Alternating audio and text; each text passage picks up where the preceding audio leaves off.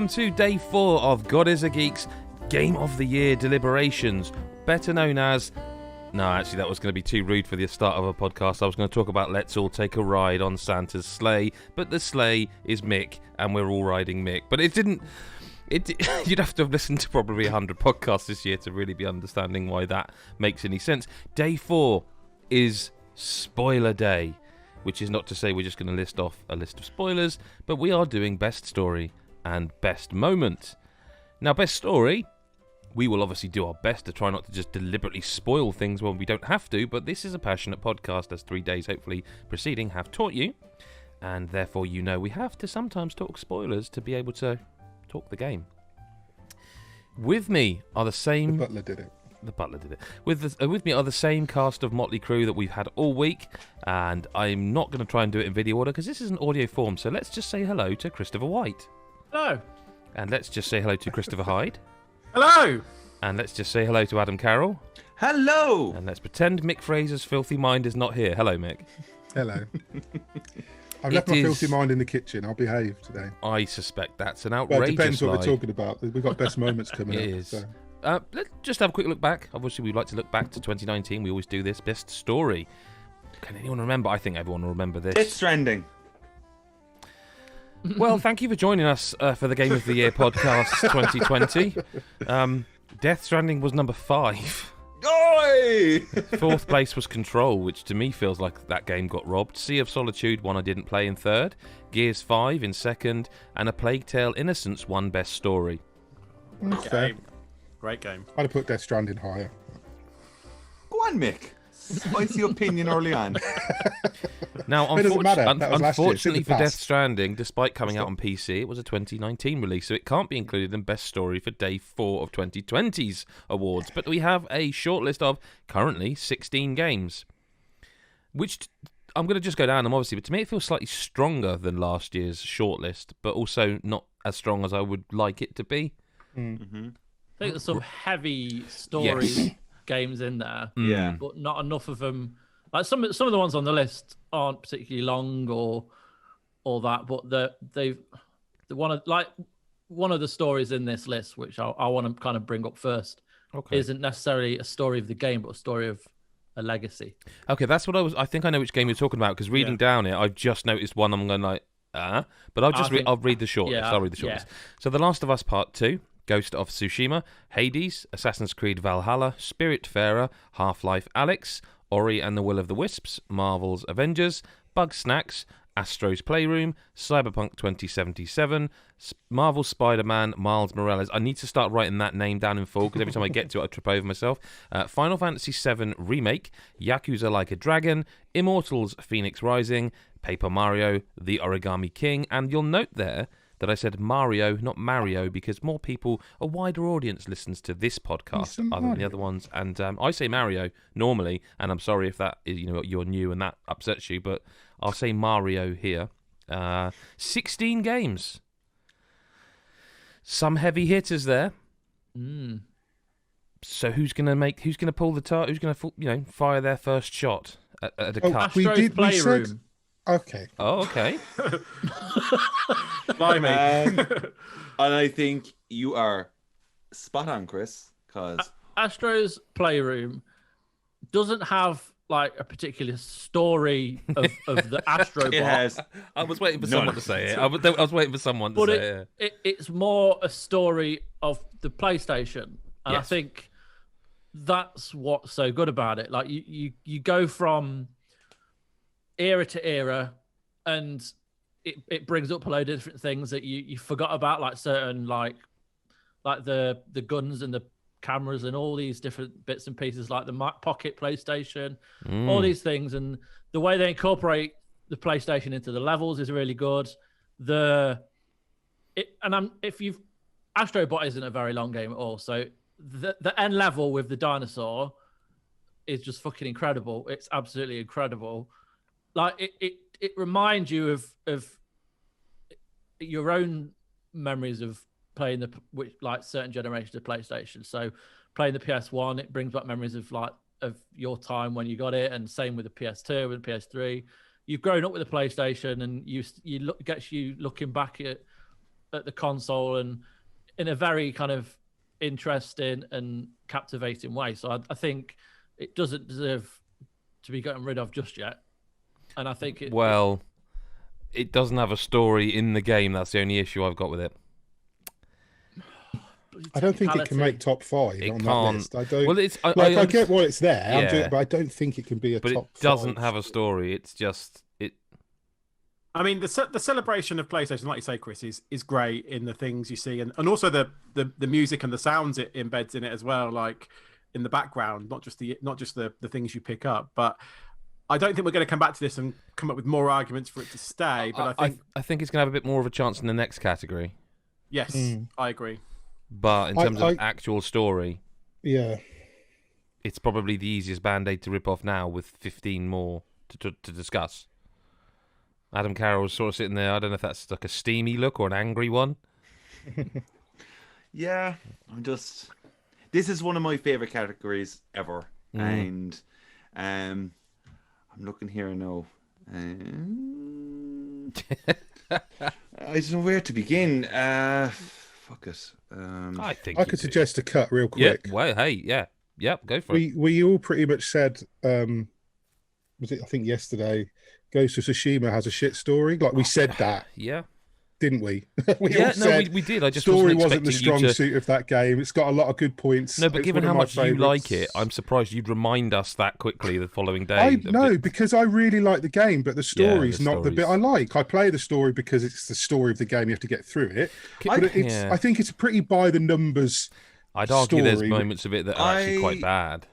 I feel like Chris White likes the story. No, it's all right. Okay. No, I don't think it does anything like, there's some games on there that do things that surprise you, that subvert expectations, that do that cool stuff. I forget who will have been on the podcast, but there was definitely a combination of us on the podcast. But I remember saying something that I will be repeating here, that there was a moment where I went to do a story mission and I got a cutscene of your uncle, who is captive by the Mongol leader. Yeah. And I remember at the time going, oh yeah, shit, is happening. I'm supposed to be doing this. And that feels like the B plot, while the A plot feels like the world.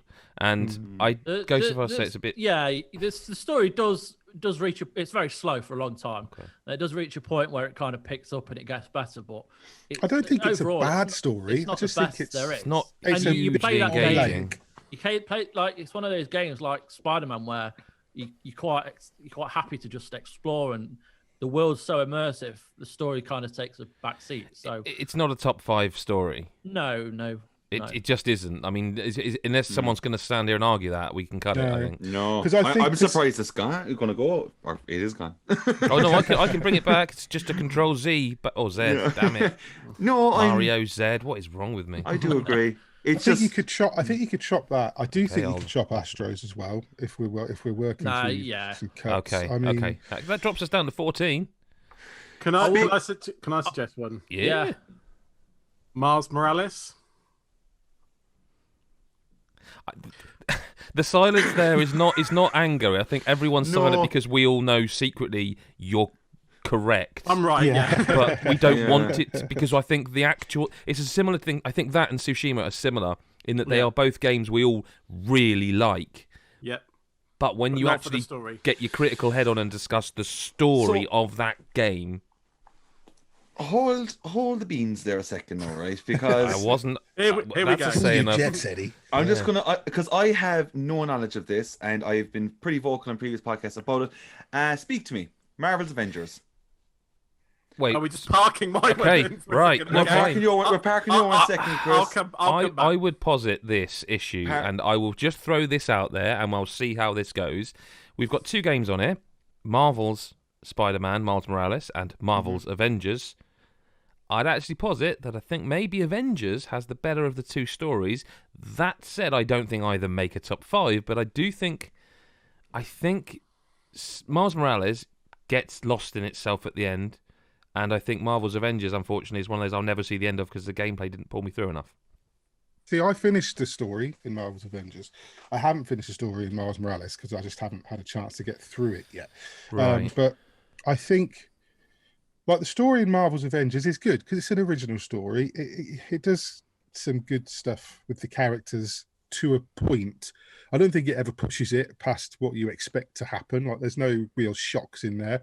I think, in fact, one of the main characters, I think it's Banner, has a moment where I thought the story could go quite interesting with him because they're talking about a possibility of a mutant cure, and he has a moment where he's quite pensive, and it looks almost like that thing in shows where someone's talking and the camera cuts away from one of them and the other one has a face like and it's and it's like I thought, they're gonna have a moment with Banner where he doesn't want the cure to go on, he's going to conflict with the others, but he doesn't. Let's go back. It's more a character build of Kamala Khan, I think. Yeah, I think we're all falling into that trap a little bit. That's the most driving thing. I agree. Is her character's progression. Superb. Like she represents so much of so many normal people, like that have just have these powers bestowed on her because of the Terrigen mist. I feel like there's no conflict in the story. Like I would also argue that after the opening 6 scenes where you play. Well, to be honest, I was quite surprised at how story-heavy it is, given that I thought it was a Destiny-style game.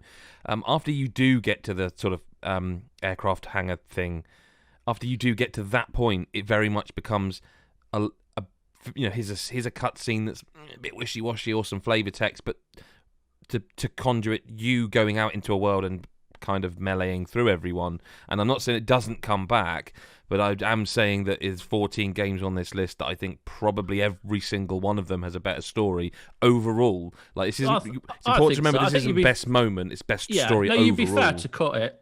I think with Miles Morales, I think that's quite fair, to be honest. I think what Insomniac do with their Marvel games, the two of them, Spider-Man is games, they take stuff from the comics and change it up. They mix different characters' roles, like who the mayor is, who this is, who that is, and like with Finn in the comics is a bloke.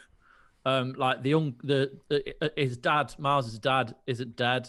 His mum's a nurse. She's not a mayor or to be. But they don't just change roles. They make it work within the context of their story. So I think it's nothing. You wouldn't see anything different in an MCU film. It's not like mind blowing. It's really, to me, really like MCU film. Especially the ending about Finn, which is relatively early on. Everyone saw that coming. I was going to say that's what I was going to ask. I felt like it was pretty. If you've never watched any of the Marvel films, you perhaps I didn't need to know who Finn. I didn't know who Finn was. I got the twist. Within the first 3 conversations with her, when she's like, "This is what I do at school." Oh well, okay. Yeah, it's like, and the connection with Miles, and then when you get further into it, I liked when I finished the game, I felt like that was a fantastic. Again, I gave it 9.5. I think it's a fantastic game, but I really felt at the end it just jumps off in story wise, not gameplay. Story wise, it just jumps off a cliff. It just goes, "We've got to wrap this up, lads," and like it's actually. It goes for an emotional beat at the end. I'm not going to spoil because it doesn't seem necessary at this juncture, but it goes for an emotional beat that it has earned, but it does it wrong. It's so. It feels like they've thrown out a game to get everyone into Miles, so that when they make Marvel Spider-Man 2, it's going to be an ambitious game that comes out in 2 or 3 years, which features both Peter Parker and Miles Morales as interchangeable characters, because they're both on a level now where we both very much enjoy them, and with them setting up the next game at the end, it makes perfect sense to do that. But as a story, it's more the characters that are well written than the actual story. It's very generic Marvel. Also, they reuse that one boss in the story, which to me, again, being perhaps overly critical, feels like they were almost told don't use because we want to use them in the next one. But you can reuse, that Rhino basically, isn't he? Is it Rhino? I can't remember his name. You can just reuse him at the start of the game, at the middle of the game, and you can just keep reusing him, and that's fine. Narratively, I found that actually kind of lazy, and the villain that isn't the main one we're talking about. The kind of big bad is like you never face off against the antagonist of the game, and also it's very clear from the moment you meet that person that they're the bad guy. It's really obvious because it's so similar to the previous game. Yeah, I feel like I think you guys have said a lot of the reasons why I suggested it as a cut. I feel like the story pacing it's too quick. It feels rushed. Yes. There's no mystery to it. Like you say, Mick, you've figured it out. The big twist that happens about a third of the way through, everyone saw coming. And I just think, to your point, Adam, the payoff at the end, I just felt was such a flip really quickly that I don't think it had been earned, and I think it was just rushed for dramatic effect. And it just fell into a lot of the normal Marvel story tropes. Which which just means that for me, it's compared to the rest of this list, I don't think it earns best story. I would also add that while it does very much feel like a Marvel film, it also doesn't quite get you there as much. No, because in a Marvel film, it's very much directed with a view to the payoff of the ending making you feel emotional. Yeah. In this, because of the nature of an open world video game, you flit in and out of the story while doing 20 side quests. So when you go back and you go into the end game, I also think the museum scene at the end is unnecessary and too long. That'll happen in the future, but like the MCU, they built on that franchise for 10 years. Yeah. Mm-hmm. It's going to be more emotional when you know more of the characters and you kind of spend more time with them. And Miles is quite a short game, but you don't feel like Chris said, they kind of rush it and they try and throw it all together at the end and it doesn't quite work. I remember, like you said about it being short, I remember obviously reviewing it and I remember feeling like I'd spent 20 hours on it, and then when I finished it at like 75% of all total completion was like 11 hours or something, and I was like, oh, it felt like I put a lot more. So are we cutting both the Marvel games? I would. Mm-hmm. Okay, we're down to 12. I would also suggest another cut before we start talking about the kind of heavy hitters here. Yeah. And I would probably cut Bugsnax. Okay. Because the best story, it kind of all falls to place towards the end. There are like certain characters in this game that are great and they work for the story, but it doesn't pick up towards the like. There's like a final scene where you're all having a party at your camp, and the characters you've gone and saved, you talk to them and you see all the relationships between them all, and it's all quite lovely. But as a whole game, it doesn't necessarily impact you that much. It's mental. Oh, the story to that game, and I don't think you see the ending coming. But this isn't best ending. No. So I'm quite happy for that to go. I think you're right. I do think it's actually a game worth shouting out like you've done there, though, to say maybe... Oh, I mean, it was excellent. PS Plus, wasn't it? So I do think it's well worth playing. Game, yeah. And even if you play it and you're like, you played 2 hours, and like, oh, okay, yeah, no, I like this, but I'm done. Google the ending. Fuck. It's gone, but... And if you only played 2 hours, you've heard the bunga, running around. Bunga, yeah. It's worth it. Absolutely. When there were 11. Paper Mario. Oh, cry! I didn't. What, you want to cut that for best story? Okay, so right. Okay, so I added this to the list. Yeah, I gathered that. Yeah. I guess the thing that was going through my mind, because if you zoom out on the story, you're literally like, it's a Mario game. It's a Mario game. Yeah, exactly. And did I say Mario then? I meant to say. Oh, I can't help it. So I can kind of, in the arguments of what we've just said about Miles and Marvel, I kind of get that. What I wanted to talk about in this game is the writing and the humor within this game. It feels like the only category where we'll discuss that would be in best story, and I kind of feel like this best moment. Maybe some of the writing. Some of the writing we'll talk about, I think, in best moment, definitely. But I mean, I know for a fact I've got a fan here in Adam Carroll who I'm hoping is going to back me up here. But some of the writing in Paper Mario is genuinely hilarious. But I would counter that and say it always is in the Paper Mario. I'm not. I think this Mario, one is. I think have an accent.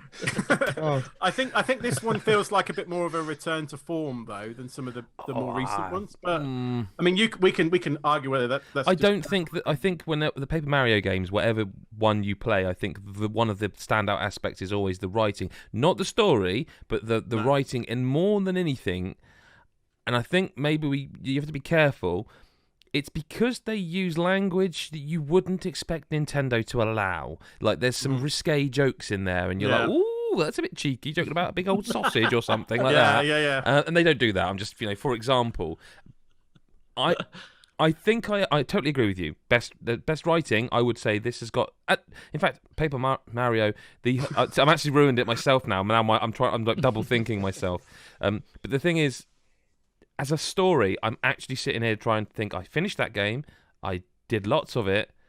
It's basically the Mario games, but with an Origami King instead of Bowser. Yeah. Which I don't disagree. Look, I don't think this is going to make top 5, but I did want to talk about the writing throughout. I did want to mention that, and I thought Adam Carroll would want to chip in as well. I consider the writing the best of any Mario game overall. I think it's, but then like it doesn't. It obviously is the story, but I think it's just the interactions with everyone is so funny that it's not just 1 or 2 moments. It's nearly 90% of the game. Like its writing is fucking just comical. But to counter that as well, some of the writing also is like, I have to say it, and I think I said it in the review. It's a bit too handholdy, and that is in the writing. What do you mean? Like they are. The writing is such, and some of the dialogue is like there are 5 lines too many, and they were trying to talk to you as if you are a baby who's never played a game before. And that is in the writing. I don't know if I'd agree. Oh man, that game takes a long time to tell you a little. It says a lot by saying a little. Like, it doesn't need. There's moments in that game that are too much. Like, it is just like, okay, Olivia, I get it. Just leave. I know what I've got to do. I can see it on the screen. Let me go and do it. And that's in the writing. That is proper handholdy, and that does. Yeah, I don't know. Maybe like it slows the story to me as well. Sometimes I didn't see that as an issue because I was just so immediately from the word go taken back by how witty it got. Okay. Like, and it, to be honest, the writing is so strong that it visually looks amazing, obviously. But when the writing is so strong, it just keeps. That's what kept me going so much, because I did fall out of the gameplay and stuff like that. But like, going back to what we were saying though, at the end of the day, you are right, Adam. It is just like the Origami King is Bowser, and like that is your Mario story. It's just, I just hope that future Mario games could take this on. If they're going to use the same template, the writing needs to be always this good. But like, are you guys honestly going to sit there and say that, like, when Bobby, the thing that happens to Bobby, you were like in tears and having to stop playing for a bit, and it's like, or did you like me just go, but like, oh, that's interesting and that's sad, but like, oh, okay, on we go. Yeah.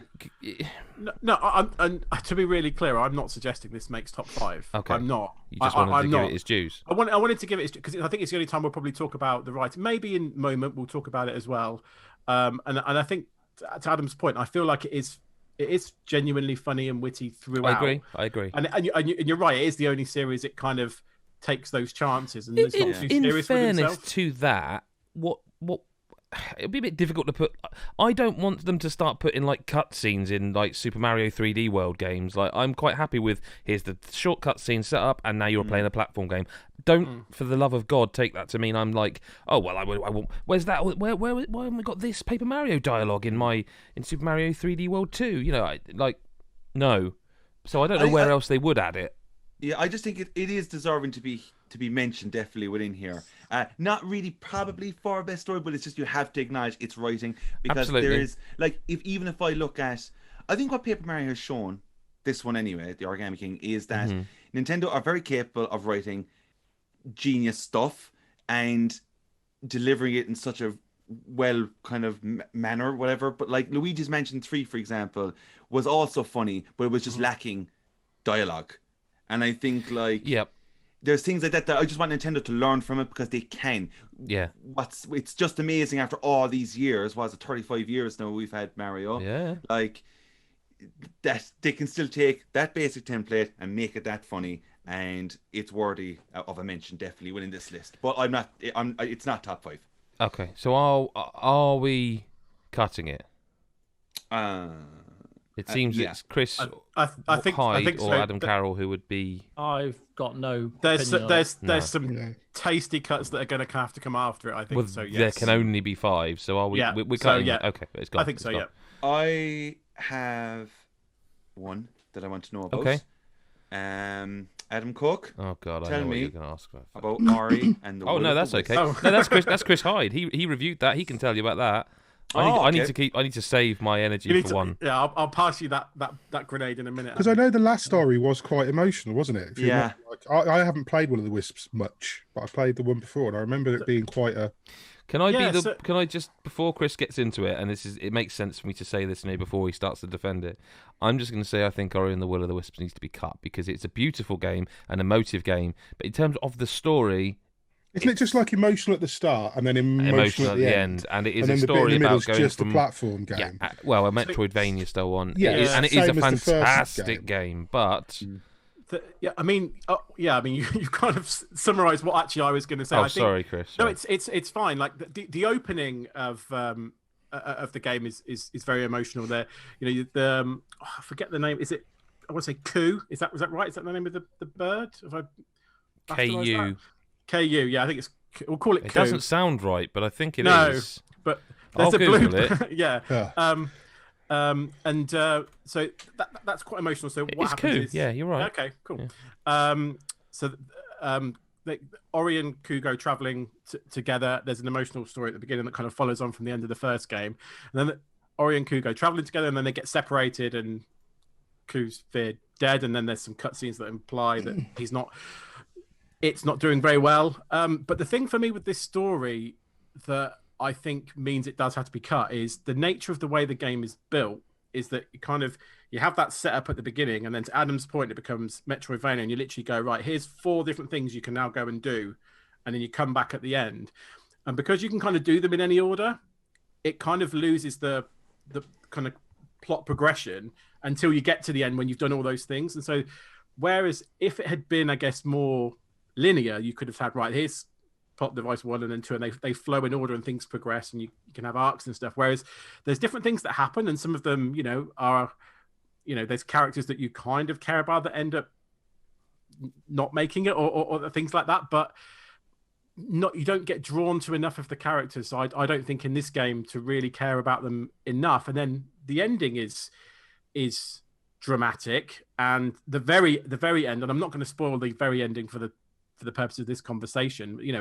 It's very heartwarming, and it's dramatic, and it's the visuals and the audio do wonders to kind of set the scene of what's happening at the very end, and it's beautiful. But I kind of feel like this is literally a story that's bookended with some beautiful scenes at the beginning, at the end, and then in the middle you're just going through a game, it feels, and that's I'm being very reductive again, but I do feel like in terms of pacing throughout the whole adventure, it does lose that because it doesn't have a set path you have to follow, and that's why I wouldn't be pushing for this to be top 5. There are, it looks lovely, it plays lovely, and we've talked about that in previous days, and you can't take that away from it. But I think there are stronger stories on this list still. Yeah, I mean, I love Ori and the Will of the Wisps. I 100%ed that game. The Switch version, by the way, phenomenal. So if people have been, we reviewed it, but just in case, really good Switch version. Is it a cut? Are we cutting it? It's a cut. Yeah, I got another suggestion, but feel free to argue it. The story, purely based on story, Immortals. I've been playing that a lot recently now. I'm playing it currently. I was playing it last night for a couple of hours. I don't think there's that much of there's a plot, there's a story, there's things you have to do, there's characters. Sets you running and opens the world up for you. Yeah, the story's more. I feel like if you took the story away and just let me go, I'd still have fun in that. I don't think it's a strong story compared to, I don't know, at least half a dozen games that are left on the list. I think Immortals is. I think it's great. It's one of my favourite games of the year. Really like it. one of Ubisoft's best games in a long time. I think I said on a recent podcast, I think it's their best in 10 years. I think it's the fucking cat's pajamas. It is. It's brilliant. I love that saying. Can I just say, I actually love that description. That's amazing. It's one of those where, like, this is going to be really silly. It's going to sound silly, and it just doesn't work like this. I kind of want Immortals to win something. Because I feel like game that deserves it. So There's no cool. fucking bugs in it. I've been playing this it is for what I'm hours, saying. and Like, it's polished and it's my surprise of the year personally. Yeah, it is mine too. It's such a good game, and I won't knock it. I just don't think its story is as strong. Like I'm with you, Mick, because story. When we've had things like God of War and stuff like that, it's just like it's not to discredit it. But I like what Immortals does is it takes that kind of theme and it has fun with itself. Yeah, and I think that's what makes it worthy of being here right now. But yes, I do agree. It's just not, is it? It's not a heavy hitter. I think one of the good things about it is that it's fairly heavy. There's a lot of cutscenes early on. Like when you first find the sort of place where you upgrade everything, every one of them, it shows you like a little cutscene and dialogue. Like it's really well done. I quite like that. But after that point, it very much takes a back seat because it's the Zelda style open world to go through, and I actually can't mark it down for that the story isn't better, because I actually really appreciate that it does that. And what that actually achieved for me is that when you sort of stumble across like a puzzle or something, and then Zeus and that they pop back in and start talking, I really liked it, but then they just go away again. And I really like that, but that does have the kind of negative effect of this category, in that you can't sit there and go, it's one of the best 5 stories of 2020, because it's very much a jack of all trades, I think. Yes. Like the story is cool, like the gameplay is great, this is great, but there's no individual category you go, Immortals, is there? No. Maybe visuals. And I think because it does quite obviously take a lot from Zelda. Yes. It's never going to be in the top couple of categories for the big kind of our big awards. So are we sort of begrudgingly cutting it? Yeah, because it hasn't got the best story. They just have. If there's a category for best game to just play, you like Zelda. That's it would win Zelda, that but not Zelda game. Yeah, it probably would. Best homage that's almost insulting. What a winner! Next year. I simply did not. Like, with all the Zelda-ness to it, like, not once did I roll my eyes and go, for fuck's sake. No. Never once. I just went, at first, I was a bit like, this. Ooh, but then I was like, you know what? And this is what we said on the podcast the other week, or a few weeks ago, whenever it was. I think it was you, Chris Hyde, that you said, like, what a game to take that from. Yeah. Like, but no one else does it. No one else has done that. By hundreds of, I mean, look at XCOM. Look how many games ape that. So to a point where you're like, fucking hell, surely you can't get away with it. I mean, was it this year or last year where there was just loads? It was this year, wasn't it? Gears Tactics, it was this year, and all where those. We just had so many tactical. But I think. And I think it stands on its own 2 feet as well, in the sense of not being crap, because you could easily fall into its shadow at Breath of the Wild and go, well, it's just clearly a poor person's Breath of the Wild. And I think it's got some quality of life stuff on top of the. I do. Like I said the other week, like the joke about there being who'd put degradable weapons in their game. Yeah, and that's the only thing I don't like about Zelda. And like you can speed up your glide, and you can. Do you know what I mean? There's that kind of stuff that the traversal is faster, and that goes against it, and we're probably veering more into like other list category. But like it is worth saying, like. At the start, if you could bounce off this in 2 hours and be like, "What are they all talking about?" But if you give it a bit of your life, like it just like Chris, you said on the most recent podcast, I think episode 425, where you said like you were climbing a mountain and then you were like, "I want to be able to jump," and you can later on. But that is sort of, we're not talking about that, so that's cut. We're down to 8. I think should I just say, I think The Last of Us Part 2 is a lock, and rather than us get into it right now, when we know it's a lock, we literally did a 2-hour spoiler cast about that game. So I think it's very obvious why that is a lock best story. That is still available on our YouTube channel, and I'm not saying it wins, I'm saying it's a lock. Do I get any... we all agree, right? No, I think you should lock it. I think you should lock it. It's definitely, if not one of the best. Yes. I'm not so sure. No joking. Yeah. I was about, wow, this is going to get tasty. Well, no, I thought there was going to be I've got some a serious opinions on that story as well. So I mean, well, we do need to still cut 3 games. Let me hear about, because I'm never going to get the chance to play the goddamn game, and I wish I could. Here we go. Half-Life Alyx. I was going to say that actually. I've genuinely been dreading this moment, right? Because as the thing about Half-Life is, I would call myself a Half-Life fan.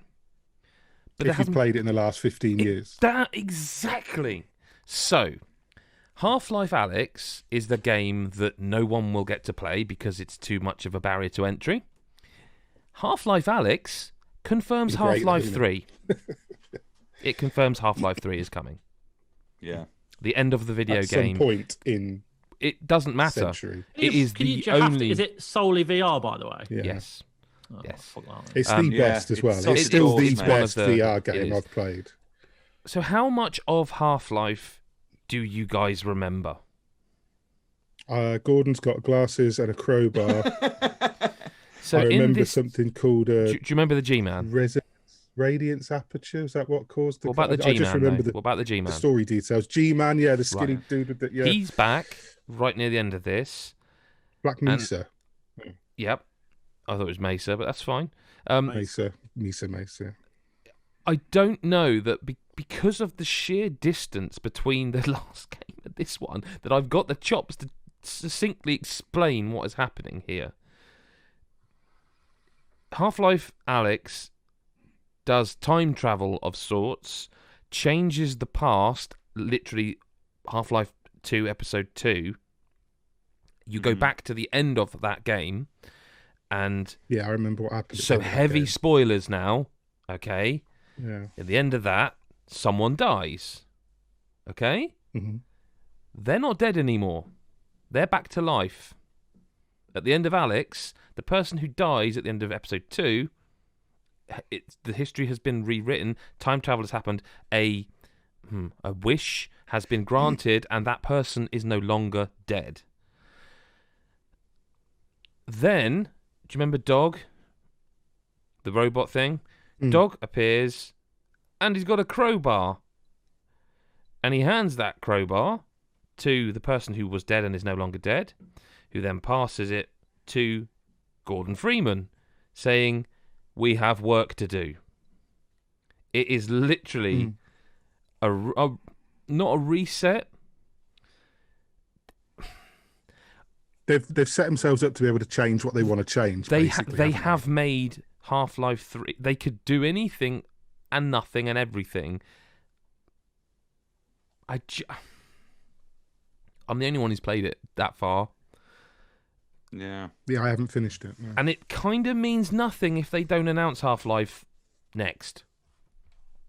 It's just an ending that resets it, that rebirths the game.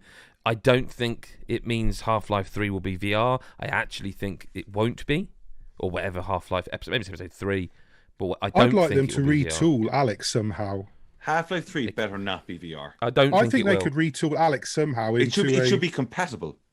But just make it a serviceable first-person shooter, just to make it make sense when you play 3. I think they could do that with Alyx. I don't think it will be. I don't think it will be VR. I don't think they'll do that. It's too big. There's too much of a barrier to do that. I'm just looking at the list of games, and sort of in my head, I don't think that Half-Life Alyx will make a top 5 with this team. I think it should be the number 6. I'm not happy that it would be cut at this juncture, because the overarching sort of what it does for the game. Let's remember how important Half-Life is to gaming, how important people love that game. To just chop it now because we haven't played it, when I'm sort of explaining that essentially all those jokes, all those memes, Half-Life 3 confirmed, look, 2 + 1. This game confirms there will be more Half-Life. In its, and not in a cliffhanger. Well, it is a cliffhanger, but in its lore, it tells you there will be more Half-Life. So if we cut it, fine. I'd rather cut it as a number 6, but like if we're gonna cut it, let's just cut it. It's up to you guys. I just don't. I wish I could have played this, dude. This is I've been waiting so long to. But I just feel like the Half-Life Alyx story is more important than Spiritfarer's, for example. No, like Spiritfarer is a lovely story. I'm sure I haven't finished it. It seems lovely. It seems really nice, really emotive, and it's pulls on the old heartstrings. But it's also spread out over 30 hours, and the story itself, in between the beats, it's rather lots of small stories. Exactly. I found Spiritfarer rather than the story. Exactly, and I feel like if you cut in Half-Life, then you got to cut Spiritfarer, and not because either are bad games, but like I don't think Spiritfarer is this amazing top 5 story. It's just a nice game. I'm jumping in. I think it's absolutely top 5. Best story. Overall, best story. I look, so here's the thing. With Spiritfarer, I felt this year again, all that jazz. I think there's a lot of games that are just going to be mentioned and people are going to say because of this year, this game, whatever. Yeah. Okay. I just don't think I've ever played a game that I can mention right now, and I think this quite a bit, that tackles the theme of death like that. And I think it just gets pretty fucking real, and I was taken back by how every story was from an animal of some sort, and I just thought that like the charm and the sanity. Sorry, not to interrupt you here, but I feel like I need someone. We said we'd get spoilery. I played over 10 hours of it, and I remember on one of the podcasts I was kind of guessing at like the dragon stuff and all that. I feel like we kind of got to get spoilery here because I need to know what the hell is going on in this game because I just am not seeing this amazing story. In terms of how it deals with those things, that yes, it's emotional, it's warm, it's tender. But in terms of the story, I don't know the story, so I think we have to spoil it and someone tell me. I just look. I think there's nothing. There has been nothing. Well, that's wrong, but like it's just extremely powerful to have a protagonist that basically is achieving to give a person comfort in their final moments. And no, but what I mean is, are those animals? Those animals are what's the word I'm looking for? Renditions of people you knew, right? Are they all that? Like some of them are, some of them aren't. Okay. And it kind of links into your. But what I mean is, on the surface level, when you start the game, I've forgotten their name. Actually, terrible. But Stella. You as Stella are the Spiritfarer. You are the people. You are seeing people to the gates, the Spirit Gate or whatever it's called. The assumption I made as I was playing it is that it's her. It's almost like Celeste is a platform game about climbing a mountain, but it's really about dealing with your inner turmoil and that sort of thing, anxiety, depression, all that. Yeah. The way I interpreted what I played of Spiritfarer is that it was her, not necessarily in her head, but the rendition of her dealing with grief of her. Coming to terms with saying goodbye to people. But I don't know if I'm right or wrong because I haven't finished it. No, like it kind of doesn't. It just gets heavier and heavier with the theme of it. Like from what you have played, you just get more of it, like pretty much. And I know for you, you're kind of going like, well, that could be cut down or whatever. No, but like what? A shorter game. But I think what's the ending? Like I know that sounds. I know. Again, I'm not meaning to be reductive, I don't want to give the ending. But that's the thing because I kind of want to know. I want to know what happens before the credit, because it feels to me like there is the story, like definitely, and I totally agree with you. It deals with death, and not many games do. But after a while, what I found is I settled into it being more of an Animal Crossing almost sim game, and I almost wondered if there was an ending. Like, is there a?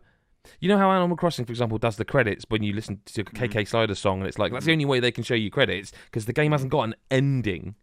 Does Spiritfarer have a? Yeah, it does. It does have like a credit. It's a matter of getting everyone to the Everdoor. Okay, and there is a story-based ending. Yeah. Not okay. Yeah, like I just think when it comes, if there's anything that Spiritfarer does well, it's its story. Because like at the end of the day, the kind of Harvest Moon Animal Crossing aspect of the game, that becomes pretty tedious and mundane. But that's what stopped me. Like I would over 20 hours in. That's just a lot. It's a lot, isn't it? But if you didn't have that, you would literally just have a talking to. But why not harvest some of those mechanics down a bit, like sand them down a bit, so that instead of a 30 hour, it's a 10 to 50. I'll say this much, right? I played over 10 hours, and I haven't said goodbye to anyone. That's your own fucking fault. Well, I don't know what I'm doing wrong. I keep going and doing the things that appear on the map, and I do the stuff, and I'm enjoying it. But it takes, like, throughout the game, it's so, like, there's one particular story where this character has been pretty much unfaithful his entire life to the love of his life, and he can't ever fix it, and she knows. Is that the frog? No. No. I'm trying again. I'm reaching, like, is his metaphor for being hungry all the time that he can't help. Do you know? I'm genuinely, like, I don't. But hold up. Sorry. It's like this particular character is just trying to, like, he's done the wrong stuff, all that jazz, and you're saying there, like, oh, I've never sent anyone off yet, because when you sometimes solve, which this issue, for example, no, it's going to be spoilers here, but, like, you know, you fix the problem. There's forgiveness had, and they stay for pretty much a moment in time on the ship, and you can kind of see this connection coming back together, and then the characters eventually let you know, I'm ready to go. And I felt every single time that I was landed with the character saying, I'm ready to go, take me away to the other door, I've fixed my issue. See, I was almost like, are you going to fuck off at some point? Because I'm really fed up of cooking for you now, man. Like, stop asking me for food. I think to that point, you have a connection built with each one of these characters. And then you see, when you're on, I think every moment going to the other door is so strong. Because I can't disagree. They are thanking you, and you feel a connection, and there's always this one moment of a hug that happens between each character, and it's so strong, and it's super fucking heartwarming. And if there's anything Spiritfarer is going to get championed for, it is its story, because I feel the 30-hour aspect, yes, I agree, but I never got sick of the story for 30 hours. See, I felt the story would disappear too frequently. But what I guess the question is then, which side are people falling on? Is this a lock for a top 5? It's not for me. It is for me.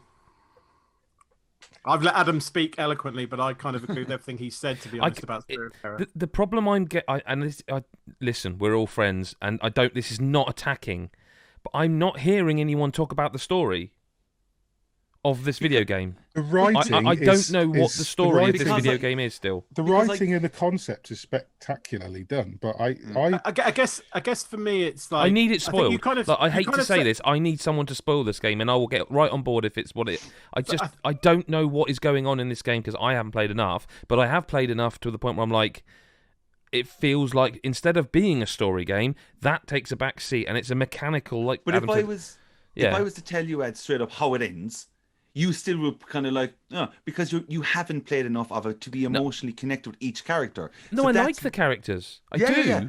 But that's just what. Also, as well, the theme that it handles. For some people, they mightn't be affected. They might be like, oh, death, whatever.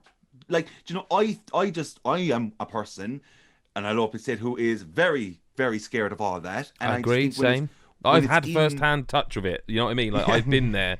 I saw the white light in my experience. Like, trust me, I am with you on that. But like with those characters, I feel like they go in for something.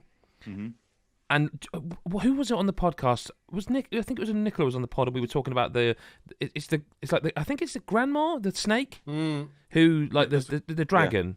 And I thought that was a literal representation of, you know, the dragon, you know, the dragon, or is it a physical a metaphysical manifestation of something? The dragon, like, was she being beaten by her husband? You know, and I kept being wrong about it, and it's like, well, I've spent hours with this woman, and it's just not telling me. And instead of telling me, it's making me go and do Harvest Moon shit, which is not bad. I don't not enjoy it, but it's like, the reason I dropped off that game is because it just wouldn't fucking tell me anything. And even when I would like later speak to you guys on the pod about it, thinking at least what I'd inferred from it, I was wrong. And it's like at some point in 10 hours, I feel like it should have told me something, not just keep having me do busy work on a boat, go to different islands, which I was enjoying, but at some point with the story, it was like, you have to give me something. I understand they're animal versions of a relative and that something traumatic has happened, but how long of a breadcrumb trail do you want to give me? I'm not someone who's like, you must just tell me straight away what it is. I appreciate how you tell a story, but there's not a single character.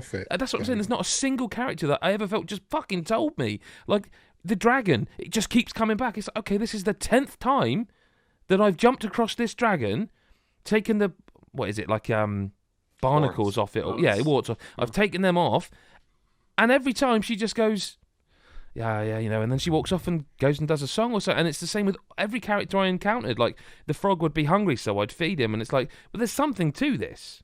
There's definitely something to this, but none of them, unless I just got really unlucky or did something wrong, would let me in on what otherwise was like the art style, the audio was like this emotionally impactful game. But I've just got sick to fucking death, man, of going and crunching barnacles off a dragon and not being told what it is, and then when I would guess what it was to you guys, I'm still wrong. It's like, you've got to give me some. I don't know. Was I 5 minutes away from a breakthrough? I'll never know now, will I? No, I mean, okay, but I think for me, it depends. He's furrowing his brow there. That's no, serious shit now. I think for me, this will come down to, because I think if you kind of say the overarching story across 30 hours, no, that's not what Spiritfarer is about in the strength in it. For me, it's the strength of the individual stories, the multiple stories you have with the individual characters, and their kind of path towards accepting their death, which is a powerful thing to do, and then the conversations you have that lead up to that. And yes, there is lots of hunter-gatherer filler. Too much is what I'm arguing. And it's not a cohesive story, though, is it? Like, it's not a cohesive beginning, middle, end story. And this is where we might need to just kind of agree what we're classifying as a story, because... No, we don't do that on this podcast. Okay. I'm sorry. That's, I know you're new, Chris, but we don't agree on rules. I think it's got great writing, and it's got some great individual stories within the framework of the game, but I don't think... And if I'm fine with that... The story plot, what you think of as story... This is what was written, this is what happens, beginning, middle, end, which is what I take to be the story of a game. I don't think it has a strong story. I think it has lots of really powerful, really strong, but that could be because, Mick, you and I didn't finish it. Well, maybe, yeah. The only thing I will say, right, when I look at the remaining games here, Spiritfarer and one other game is kind of the only games really here that I can probably relate to as a human. Everything else is like you took that game's animal things to heart, didn't you? Yeah. In just terms of the theme, like, I'm not like, not to, we'll get to Valhalla, but like, I'm never going to be a Viking. I wish I could. It'd be pretty cool. But you know, like, it's just when a game comes out and it's a bit more boom, this is kind of like a theme that's real. I just get so invested because I'm like, every human I know can face this. I am actually happy, personally speaking, that Spiritfarer does make a top 5, because I think of the passion involved, and that's what that is not. It's an unspoken rule. What I would argue is that we do have to cut 3 games. So let's at least table Spiritfarer. Okay. Why don't you cut Valhalla?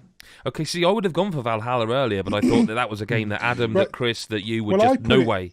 No, well, I put it on the list. I think Chris and Adam will back up that the story, the central story, is decent. I think in Valhalla, I like the stuff with the gods. I like I like Eivor as a character. I like the stuff with her or him and the brother with Sigurd. I think that stuff's written very well. I like the side characters, but. Well, I mean, it's an Assassin's Creed game. I mean, the story is very formulaic Assassin's Creed stuff. Like, you do some shit, you meet some famous Vikings in this instance, you go and do some more shit. There's some, there's not really any big twists. It's not a great deal of massively emotional moments in it. There's one or two towards the end, stuff that happens with your brother, but that, again, is all based on player choice. So you might even not experience that stuff if you do certain things in a certain way. I think it's the best Assassin's Creed game in a very long time, but that's just my opinion. And I think even the other guys who've played it a lot will back up that it's not on that list. It's not a story that when you get to the end of it, you're like, wow, I didn't see that shit coming. It's just like, I'm the Viking on the top of the pile of Vikings now. So it's got that kind of. So I think for me personally, if you want to cut one, you can take that off the list, and I unless anybody's got a strong argument in its favour. Yeah, I'm with you. I think the last Assassin's Creed game, like I'm not really emotionally invested in any of its story. It's not going to move me or anything. But like it tells a good story, like a movie story, like it's a it's an epic. What it comes down to for me with Creed games, as I accept it, I think it's just the protagonists are there. Yeah, and that's just really what it's at. The theme then it's set out, whether it's Vikings, fucking whatever. It's like that's just the other part of it. I think it's okay. I think it's okay. I think it is exactly what it says in the tin. It's what I expected to get. Like I went into it going, I'm gonna get this. Like when I look back at like the likes of Syndicate and stuff, I'm like, okay, what way is that gonna play out? And then I just got two great characters that I loved. See, I would actually argue that what's pushed me away from Assassin's Creed since Syndicate was the last of those kind, wasn't it? It was the last before it went fully. Yes. I think they experimented with it in Black Flag, and then they did some others, and then they went full on. But I would argue that Syndicate was for me the falling away point for Assassin's Creed because they went so huge. It did, but the story then became so expansive just because the map was so expansive that I found that's when I stopped really being able to play them, because at least with Syndicate there was kind of a through line all the way. Yeah. But now, like Assassin's Creed has got that. Well, here's the kind of main mission, but here's also the main mission, side mission, but that's a big proper mission. Whereas before it was like, here's a through line, go collect some feathers. There's lots of stories that build either or as a character, but there's not one huge. They build Mario as a Mario. I do. So it's up to you guys. I mean, you guys. I'm happy for it to be cut, man. I think you're right. Yeah. I think we've pretty much agreed that it can be. Yeah, and it is kind of it's a historical epic, but it's not filled with the same kind of power as The Last of Us, say, or Final Fantasy or Yakuza. Yeah. There's a game left, so we've cut that. That's fair. There's a game on this list I feel like nobody's mentioned, and I have to feel like at least two of us here are thinking about. I don't know whether it's a case of just be quiet, don't mention it, it's still on the list, leave it in there. We have got to talk. Yes, Mick. I was about to say, right, I feel like I'm going to wade into this one with a suit of armour on, because I think what's left on the list, you guys haven't played as much as Cyberpunk as I have. Oh, no, that's not the game I was talking about. Sorry, I thought you said something else. Oh, Final Fantasy. Yes. Well, which do you want to talk about first? Because I got... Well, I think we can talk about Final Fantasy 7 first, but Adam Cook, you can't speak. Are we allowed to make rules like that? I'd have made that very early on. It would have just been hello and welcome to, and then everybody. No, I'm game either way. Let me just say this, right? Final Fantasy 7. This is going to be such a cop out for me, but I think if there's anything you guys know about me and any of probably our listeners, I am honest to a fault. I don't believe I can talk about this game impartially. It is my joint favourite game of all time. I fell in love. I loved games. I always loved games, like from the Commodore 64, from the Amiga days. But Final Fantasy VII, aside one very early game and one Mega Drive game, is the game I can pinpoint as a young man, maybe an early teenager, but maybe not even. I'd have to look at the year. That was 60. No, I surely wasn't there. It doesn't feel like I would have been. I think no, couldn't have been, Mick. Couldn't have been 16 then. What year did it come out? I don't know, but I couldn't have been 16. Definitely it was 97, wasn't it? 97, it would have been. I think it was 96, 97. So either way, it doesn't matter. But it was I can pinpoint that moment as like, this is magic. I don't care. There's no point in it where I look back now and go, oh, but if I put my critic hat on, surely the ultimate weapon was a little bit too difficult. Like, no, I think of that game as it's... No, because we beat Ultimate Weapon, because that was the game. You did everything you could do. Some of us did, maybe. Others didn't. I did. I put that and Super Mario World in like a category over there. Like, forget about them. You can't touch them two games. Whatever you say about them, I'm not going to say you're wrong, but it doesn't matter. There was nothing you could do to besmirch Final Fantasy VII and Super Mario World. For me, those two games are kind of on their pedestal. I sort of admire what they did with Remake, but the thing is, we can't talk about best story as what they did differently at the end of the game. That's best moments sort of category. This is best story overall. So the question you have to ask, really, and this is why I have to feel like I take myself out of it, was Final Fantasy Final Fantasy VII story ever actually any good? Because it's probably a load of old bollocks. I don't think it was. I remember most of the story, and I think that, I mean, I'm the same as you. I said it in the review. Final Fantasy VII was my first favourite game. It has been, like, if I played it now, I won't play it now because, you know, I don't like to play retro things. I don't play older games now. I leave it on its pedestal alone. Yes. But for me, Final Fantasy VII, like, it's exactly the same as you. First game I fell in love with. First game I ever rinsed completely. Over and over again. 100 hours on. Over and over again. Me and my brothers just sat and just played. And I can remember we played it so much that even now, this many years later, I can still remember so much of it so vividly because we played it so much. So, like you, I think it was brilliant. And I think the story, it's a Final Fantasy game, right? And I don't want to bring the fanboys to the door, but Final Fantasy games are all a bit bonkers, right? Aren't they? Like, they're all a little bit like, you take the beginning of the story, and by the time you get to the end, you think, the fuck have I just been through? Like, it was brilliant. There were emotional beats. There was things that happened. There's characters from that series. It's not really a series, is it? That franchise, no. that group of games. There's characters there that are people's favorite characters of all time, not just from 7, but from across the board of those games. So even when they don't make a lot of sense, they know how to hit you where it matters. They know how to write memorable characters, memorable moments, memorable. Blah, blah. I think what the remake can't do, and I think it was unfair for people to hope it would do, I don't think that the remake could ever come in, change things which I feel it probably had to change, like the ending, which I won't give away in case people haven't seen it, but the ending changes things quite massively, right? The ending is a reset button for them to... Yeah, exactly. But so, go on. I mean, but in terms of the actual story itself of the remake, there's a couple of bits in there where they felt superfluous to the overall plot, maybe, but there was a couple of bits in there where I was just like, I mean, can we sort of talk about spoilers? Can we talk about big events? Here's the thing, It's been out a while, right? Before we do, I think I have... Listening to you talk there, thinking about my own thoughts, I think I have a way in which we not only can cut 7 Remake, but we also have to. If you had never played the original game, and this is really important, this is that we are talking about the video game Final Fantasy VII Remake is as a contender for best story of 2020. It doesn't make any sense. Because the game is not complete. You get out of Midgar and that's the end of Remake. That is not the end of 7. They spread 10 hours of the original game over 30.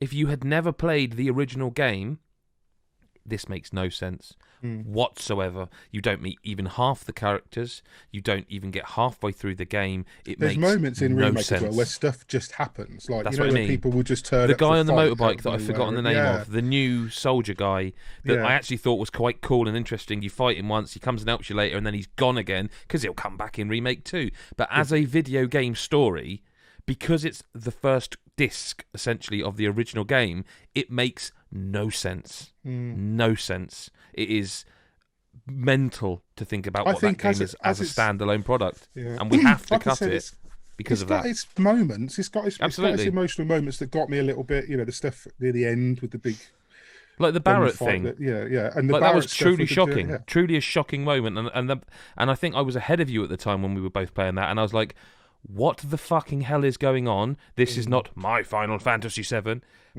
But I think that just adds more confusion. I think it has to go. I think if you think we could cut it, I don't want to because I can't. But I think the only way we can't include it. It makes no sense. If, like, Chris White, do I recall? I want to say you hadn't played the original, or you had? I had played the original. You had. I'd finished it back in the day, and. But do you get what I mean? Like, if you hadn't, you were a new gamer. You were a 19-year-old who were just like, I've heard so much about this, I'm going to play it. I think you'd end that game and just be sat there going, what? I think so. I think because there's so much other stuff in it as well, it detracts from the main story anyway. It's got brilliant combat, a brilliant world, brilliant, visuals.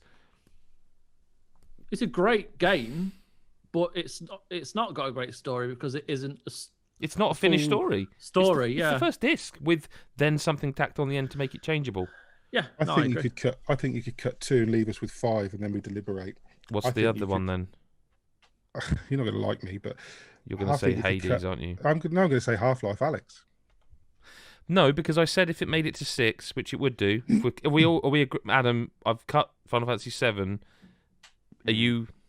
I'm not. No, I'm not. Look, I heard 3 votes there on us. But do you agree with them? I don't. You want to keep it?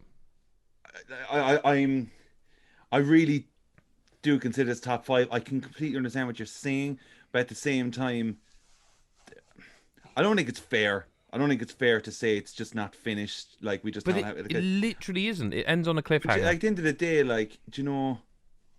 I'm not thinking of other people who haven't played this and they're playing this for the first time. I don't give a shit about that. For me, I've played Final Fantasy VII many times. Right, but do you think that story holds up against the other 6 in this 2020 list? I think the story. Is the story groundbreaking? Not particularly, but when I played in 97, probably 98, I played it. But I'm not even sure it makes sense, even then, the original story, I didn't know what the fuck was going on, but I was so into it. I was like, all this stuff, just the language for that game, for me, was just I've never touched anything like it. It was fantasy to its maximum at that age for me. But that would also have been the first one of those you played, I would imagine. Yeah, because it went 3D and it was unique. Remake for me. The story is good because in the remake it drags out the emotion and the passion of each character to such a level. I saw so much more of a personality out of every character in the remake that I thought I already knew and I didn't. So Barrett was fucking hilarious, and he was a way better character than the original. Yeah, it comes across amazing in this thing. And what they do for the end of this is ballsy. It's not everyone's cup of tea, but I was into it, and I cannot wait to see where it goes. So well, you're gonna have to probably about 3 years. I know, yeah. I can understand what you're saying, okay. But it's. Well, should we take a vote? This game feels like it needs to be voted on. Yeah. Your vote's to keep it. You keep it. Yeah. Mick? I vote to cut it. Chris White? I'll vote to cut. Chris Hyde? Not played it, so it would get cut for me purely because I can't. Well, I abstain, but that makes it awkward because then you've got. But I would vote to keep it, so you sort of have to vote. I just can't vote against Final Fantasy VII. I don't have that ability to do it. Logic brain can say I don't think it works nowadays because you need the rest of the story. I just think this far along in a remake to now decide whether the story of Final Fantasy VII is good or not is just not really a great point. That's fair. I respect what you're saying, but it's cut. Well, you're an idiot. So we also cut in Half-Life. Why don't we get to some of the others first, because we've not talked about Hades or Yakuza. Well, are we cutting Half-Life? I think we're cutting Half-Life. So. Okay, I'll cut Half-Life. We've still got Final Fantasy VII Remake, because you're quite right, Chris. We have not talked about Hades or Yakuza or Cyberpunk. Yeah. So where do we want to go next? I mean, Adam. Okay, yeah, Chris, that's fine. Sorry, because I've played quite a bit of it, but I haven't probably played as much as others. So I've got an opinion on it, but I'd like to hear, Chris Hyde loves this game, so I'd like to kind of hear what he says. Yeah, so we talked a little bit about it yesterday in the character piece, but for me, the thing about the story with this game, and I think we talked about it in best new idea, I think, in terms of the roguelike storytelling, yeah. The roguelike storytelling in Hades is really clever, in the sense that, I think I may have said it in the pod before. If you were to just be amazing at this game and not die, you would miss out on so much stuff and so much character development, so much relationship development, because through death and retrying and chatting to characters again and again, building relationships, you give them gifts, you build up your rapport with characters. They have different conversation trees with you, and just by fighting a certain boss, then there'll be another different conversation to have with a certain character that wouldn't have been there if you'd not got to that boss, if that makes sense. So there's lots of writing in here that is very clever, and it feels like, not in terms of progression as a character for Zagreus and his kind of quest to get out of hell. It doesn't just feel like that because you're leveling up, but also the way that your relationships progress and the conversations progress with characters. I can't think of another roguelike. I would ask one question though. I got one question, and that is all that stuff. I love Hades. I love it. I love the writing in Hades. I think it's very funny. I think some of it has its moments where it's a little bit moving. I don't think it's particularly emotional. I think it has moments in it where it is, like the stuff about him and his parents and that kind of stuff is quite. It will hit some people. I think more than it hit me. My big question with Hades is, as a story, like you said, you can, if you rinse that game in one run, you don't see any of it. But that's, we keep saying that. No one does that. No, but what I'm saying no is, one's done that. No one's picked up Hades. No, but let me make my point. I make my point. I'm not saying that it gets cut because of that. I'm saying my big question is, if you could do that, you would miss that chunk. If you don't do that, you see all that story, all that stuff. What changes? Like, what changes in Zagreus before? Like, do you know what I mean? Like every other story. I don't think something has to change in a story. No, but every story on that. Yeah, but it's not character development if nothing changes. If the guy comes out at the end the same as he is, except he could. I think his conversations cause all of the people to change. Like because I can't see this list you're without escaping from hell, whether you play it but there's more to it than that. Like, minutes or play it for hours. But there is more to it than that. Like this is a game where you have to complete it 10 times before you see the proper ending. Like it is, there's so much. I just don't see how we can have a top 5 best stories. Did it stay with you then? Yeah. Did the story stay with you when you escaped hell? Did you think, wow, that was a hell of a ride with all those characters, or did you just think, well, I've done it, I'm going to go back and do it again? I mean, it's a roguelike at the end of the day. I would argue that we can't give best new idea to how to tell a story in Hades. Yeah, but it's not best storytelling. It's not best storytelling. It's not best writing. It's literally best story. Which they take all those, let's face it, tried and tested and perhaps overdone Greek mythology and put an enormously unique spin on it. Introduce a new character in Zagreus. Someone will probably tell us he's not new, but he's new to me. And make a narrative that makes you want to play the story as much as you do the incredible, let's face it, combat. I think it for the same reasons that you talk about Cut and Spiritfarer. I think Hades is a similar thing. It's not one long cohesive story from start to finish. We're not cutting Spiritfarer. I genuinely look at this list now and listening to you guys talk. I'm looking at this list and Chris, have you got a drink near you, Chris White? Yeah. Has it got any alcohol in it? No, my alcohol's in the kitchen. That's a real shame because I'm going to just say this, that personally... No, don't. You better not say it. I'm going to have to. From what I've heard everybody say about all these games so far, given that we all accept The Last of Us is a lock, the game that to me I think is the one that gets cut here is Yakuza Like a Dragon. Why? And the reason being because, again, when you really boil it down, it's a Yakuza storyline. There's nothing particularly like world-changingly different about the way that story is. It's Yakuza 7, and it is a Yakuza game. It is someone down on their luck at the Yakuza back. They've literally done the story before. Even how they tell that story though, like it's not just following him becoming this, like going from, loyal Yakuza to disenchanted to finding his own path. It's everything that happens along the way. It's the people he meets, the side quests that feed into growing his character. But it also flip-flops between madness and sensitivity. Listen, you're preaching to the choir. Love that game on my personal list. But but what I'm hearing about all these other games is that no one's going to budge on them. And the weakest to me, just because of how long it is and how you can go hours without even seeing a story progression... we've got to cut a game. There's no two ways about it. There are 6 games on a list of 5. I'm going to say this here, right? The cutting Yakuza, even though I haven't played it, but from what I've heard, it sounds banging.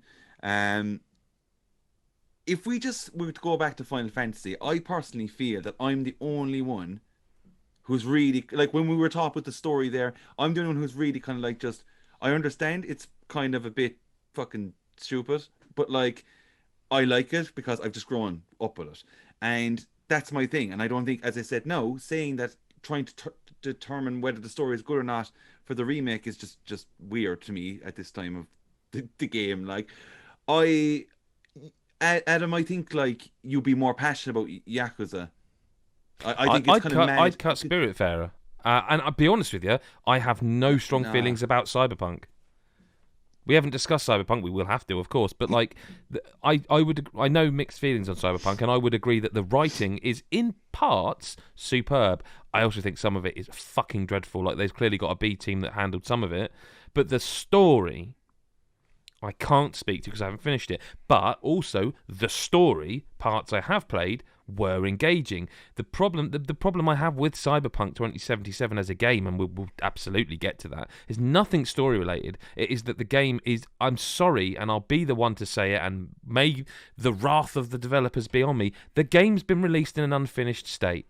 And no matter how hard I try and engage with the story, and no matter how hard I want to play that fucking world and that story, it is so unfinished that every time I finish a session, I'm like, I'm just going to wait. And I'm sorry, but when you have waited 8 years for a game, it is not acceptable to then go, do you know what? I think I'll come back in 6 months, because then I'll be able to enjoy this. It's bullshit. And so as good as the story is, every time I play it, the sessions went from 3 hours to 2 hours to an hour to now I'm doing a mission, and there's so many bugs and fucked up nonsense inside that half an hour or mission that I will not put myself through it anymore, because there's a brilliant game underneath that I want to enjoy, but I am going to have to, unfortunately, come back later when it's in a because I don't believe that game's been finished. And so I'm not saying the story's bad. Pre-release, I'd have agreed. But I've not, I mean, the last 10 or 15 hours I've put into it, I've hardly seen bugs. And I'm not saying you're wrong or you're but I'm not going to defend the developers on. I'm not going to defend it against the bugs. That's pointless. It's pointless. I'm not going to do that. I saw the bugs when I reviewed it. I accepted there were bugs. I knew I was playing it pre-patched, then pre-patched, then whatever. And I do think it's better than it was when I was playing it, but that's the state they gave us it to review in. I feel like I'm seeing more bugs. It hasn't for me. It hasn't. And that's for what me. I'm saying. I can't get the story because I played the story mission today and had a floating body. I didn't even spot a bug. So I had a floating body after I'd looted it. But I had bodies I couldn't loot, despite the fact that it had blue loot on it, rare components, and I wanted them. I had a guitarist in the amazing world when it works, who was playing an invisible guitar. I had Panam in the car next to me glitch out twice. I had her. There's a scene where she comes out to fix a gun on the top of the car, and she walked inside the car. I don't think this is fair to knock the story off the list for that. I think that's Game of the Year material. If you want to argue that it doesn't hit a Game of the Year list, be my guest, but it's not the story. What I know is that I played the story took me 50 hours to get. Yeah, but the story took me 50 hours to get to the end, and I had a fucking lump in my throat. And there's not many games that have done that, and I didn't expect Cyberpunk to do that to me, and it did that to me. I rolled off the credits going. That is fair. What you said is fair. I had to walk away for a bit because. No, that is fair. I am talking about overall game, but I'm just saying why I haven't. For every bug, yeah. For every bug, for every glitch, and I refuse to defend that any more than I already have in the review to say it didn't ruin my experience. That's it. That's all I'll say. My experience, I was able to play it all. I enjoyed it. So, and it has ruined people's experience, yours included. And I'm not arguing with you, man. I agree completely. But what I will say is that this particular category is best story. Okay. And the story knocked my fucking socks off so many times throughout that story. Okay. So, and maybe it was down to how I played it. Maybe it was down to how I did things with Johnny in particular, and maybe other people have a different experience of the story. But for me personally, it was really good. So not to what game are we cutting? What I can't do is that you guys haven't played it, so I can't fight against. Do you know what I mean? We're in a position here where there's a couple of games in here where only one of us has maybe finished. I would stand with Cyberpunk, even though I'm probably about halfway through, because what story I have seen, I am constantly gripped to find out what happens next. And it's the way that it manages to not just like the main story has so many different threads for everybody that plays it, from what you guys have told me about where you are, right? I'm not convinced by that, but carry on. I don't think those origin stories. Okay, I don't think they matter. All right. Well, let's say it is the same. I still think like the amount of different threads. It's not just them. It's the side stories. There's so many side stories. Yeah, the side stories all play into the main story, and like, there's one character who I grew very fond of, and they ended up dying, but you're at the same point as me and they haven't died. And like, there's a lot of that. Like you grow fond of this world and the people in it, and they all play a role in your story of getting you back to shape or helping you with your problem, shall we say. And I just think I am very gripped by it. And I haven't even mentioned Johnny, when he comes into it. But let's talk about Johnny. It's a great story so far. See, I just don't think some of it's well written. Like the Johnny stuff, like the dude's. And I don't mean to disparage it, man. No, but you haven't seen enough of Johnny. There's 50 hours. Yeah, but I've played 20 hours of a video game, and it's not like Johnny to me.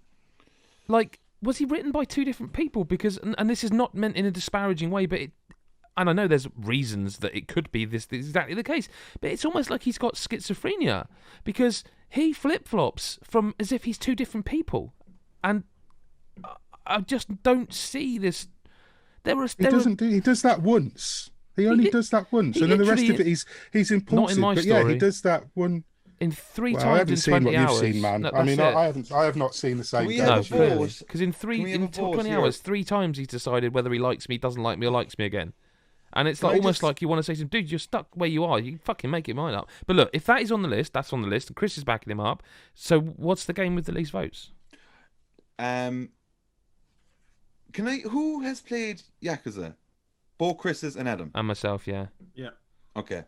So 2 seconds. Spiritfarer, I'm obviously championing it big time. Chris Hyde, I feel you're up for it. Chris Weiss? I haven't played enough yet. Okay.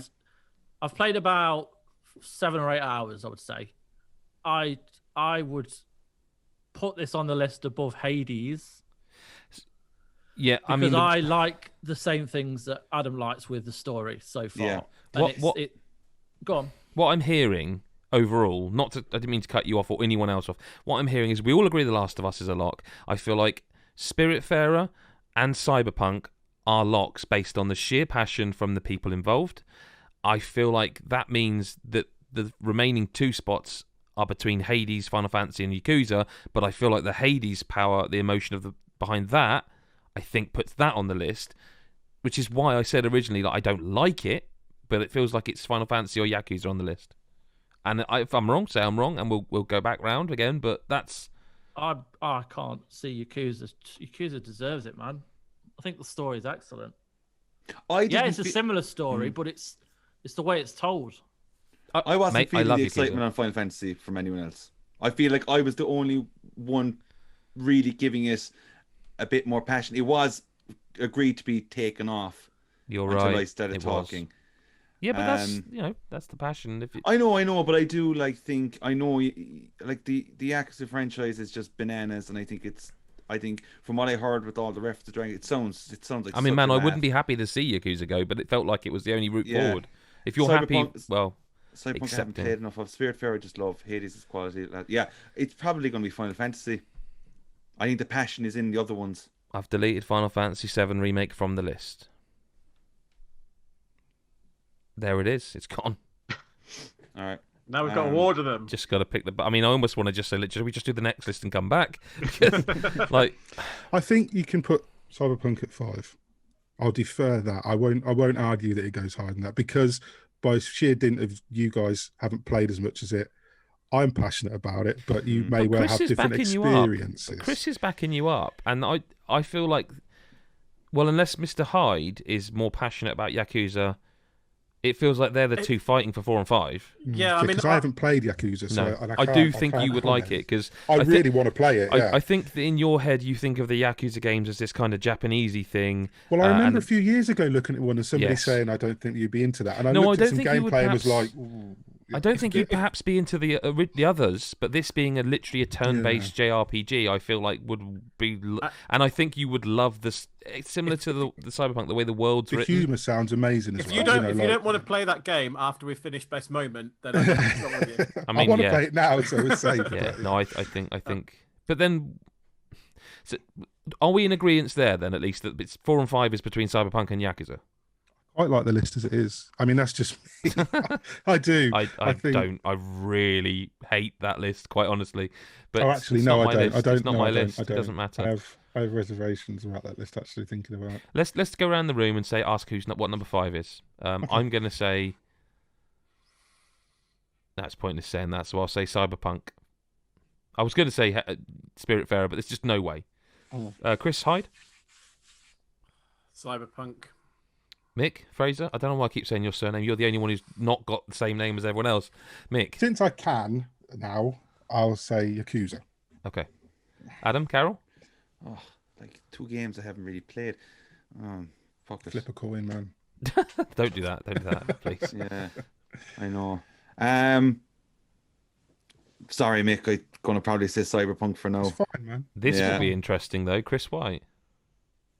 I know you don't want to. We keep giving him the fucking shit. I don't mean to. It's just on my screen. It's going. I'm going in a circle. I'll go the other way next time. All right. This list is completely all over the shop for me. Like I don't. I think it's got at least 3 games. So no, but I'm not asking you to say which of those 2 are number 5. I'm saying which is your number 5. Last. Yeah, your. I know, but I based on playtime, Hades. Hades is maybe. I mean, well, Hades is in number 2 on this temporary list, and I would agree. I don't think it's a number 2, given way we've spoken about it. Can I say something here? If you're going to say what I think you're going to say, no. I'm really okay with wherever 4 games go.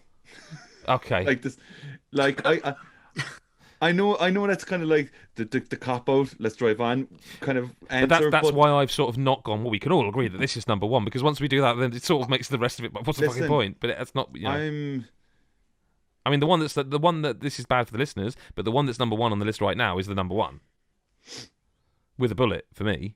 Yeah. Yeah, and I know Mick doesn't agree, but he also knows. You know, I'm not. There's no point in fighting it. So that's why I say to you, like, Chris, what would you put? You put Hades at 5. Yeah. So, let's do it a different way then. All right, and we'll go back around the other room. We'll go anti-clockwise around the Zoom call I'm looking at behind the curtain there for you, listeners. More of that exciting sort of shit on Patreon. What would you put at number 2, Chris White? I would put Yakuza. Oh, that's cat among the pigeons shit. That is. I could see myself putting Cyberpunk there if I'm being completely honest, but I haven't finished it, so I can't. I don't think that's fair, but I would put Yakuza at 2. Adam Carroll, what would you put at number 2? Amazing. Probably Spiritfarer. Mick. To be honest, that list is a shit show for me. None of them. You guys can just. I haven't got. Honest to God. Yeah, whatever I say at this point, I'm just glad Cyberpunk got in the top 5, and I don't really care that much about the story of any of the other games. I think what's number 1 should be number 1 because it's fucking very passionate, but it's very powerful, shall I say? But beyond that, I don't mind. I haven't got much of an opinion beyond that. Chris Hyde, not to not ask you, but I've done some jiggery pokery there on that list, and I want to see how people feel about that right now. And I'll read the list because we're an hour and a half into this list. So list I've fiddled around with here. So go on, Ad. I'm just wondering, like, are people okay with Spiritfarer where it's at right now? No, but I'm outvoted. Mick's outvoted. Like, there's a very the passion you spoke with. Chris loves both of them, so I feel like the pressure is on him to say what's 2 and 3. The list as it stands temporarily is Cyberpunk in 5th, which I do feel is where it is. Like Mick's even said he's just glad it's on the list. Hades at 4, Yakuza at 3, Spiritfarer at 2, and The Last of Us Part 2. I think Hades is stronger than Spiritfarer in terms. I mean, I agree, but I just don't feel like I'm getting anyone put in. But I'm not. Like I said, I wouldn't argue it because Adam was so fucking eloquently passionate about. I don't know. Maybe I just got a bit too emo on the situation. Maybe. I mean, I think we could deliberate the 3 in the middle all day long if we wanted to, and I don't honestly think there's enough between them to make it a fucking conflict. I think I haven't played Yakuza, and I think Spiritfarer and Hades do something very similar in storytelling. I will say this much: if I could somehow miraculously convince people on this list right now to swap 2 and 4, I'd be so happy. So 2 and 4. So Spiritfarer to 4, Hades to 2. Or do you know what? I'd be fine with Yakuza at 2 and then Hades at 3 and Spiritfarer at 4. I am getting very, because I like all 3 of those games that we're talking about, and I'm almost getting to the point of a mixed place where I'm like, I'm glad that I'm really happy with this top 5 in terms of the games that are on there, and I'm really happy with the top 4 as well, because I've not played as much Cyberpunk as I would like, and I will go and play more of that to get more of the story. I agree with Mick. We could spend ages under the minutiae of the order. I wouldn't be averse to Yakuza 2, Hades 3, Spiritfarer 4. I really wouldn't. And I feel like if I step back and think as a collective, I think there is more love for Yakuza than Spiritfarer. And I think as a collective, there's more love for Hades than Spiritfarer, purely in terms of number of people. And so therefore, as a group, I think Yakuza at 2, Hades at 3, and Spiritfarer at 4 is create our own political party. Every meeting 3 hours long. So, hang on. Well, I mean, that to me, that's sort of it feels like an Adam Carroll thing, because he's the one who spoke the most passionately about Spiritfarer, but I know he loves Hades. Yeah, but see, the thing is, I'm fine with it being in top 5. Top 5 is just done then. It's good. I think Hades is obviously a better overall written game, and what it does I agree to keep there. it fresh is good. It's just the theme of Spiritfarer that I absolutely fall for. And then I know Yakuza is going to be fucking just bananas, and it's going to be hilarious when I play it. I literally was ready to cut Yakuza because I just thought it was the only way forward, but I forgot that I had people back in my corner, and I would have gone stronger at the start. So are we during this pod? I just want to say I actually bought Yakuza. Yep, I believe you. So are we where that list is now? I can read it. We're done. Oh yeah. Yes. 5th place for best story, Cyberpunk 2077. 4th place, Spiritfarer. 3rd place, Hades. 2nd place, Yakuza Like a Dragon. And the best story that we have not even discussed is The Last of Us Part 2. And there's a reason for that, because in best moment, there are 3 moments for that story. And I don't think it's going to come as a shock that we've got it shortlisted in another category. So we will move on to best moment, which last year, 5th place was Death Stranding's Battlefield moment.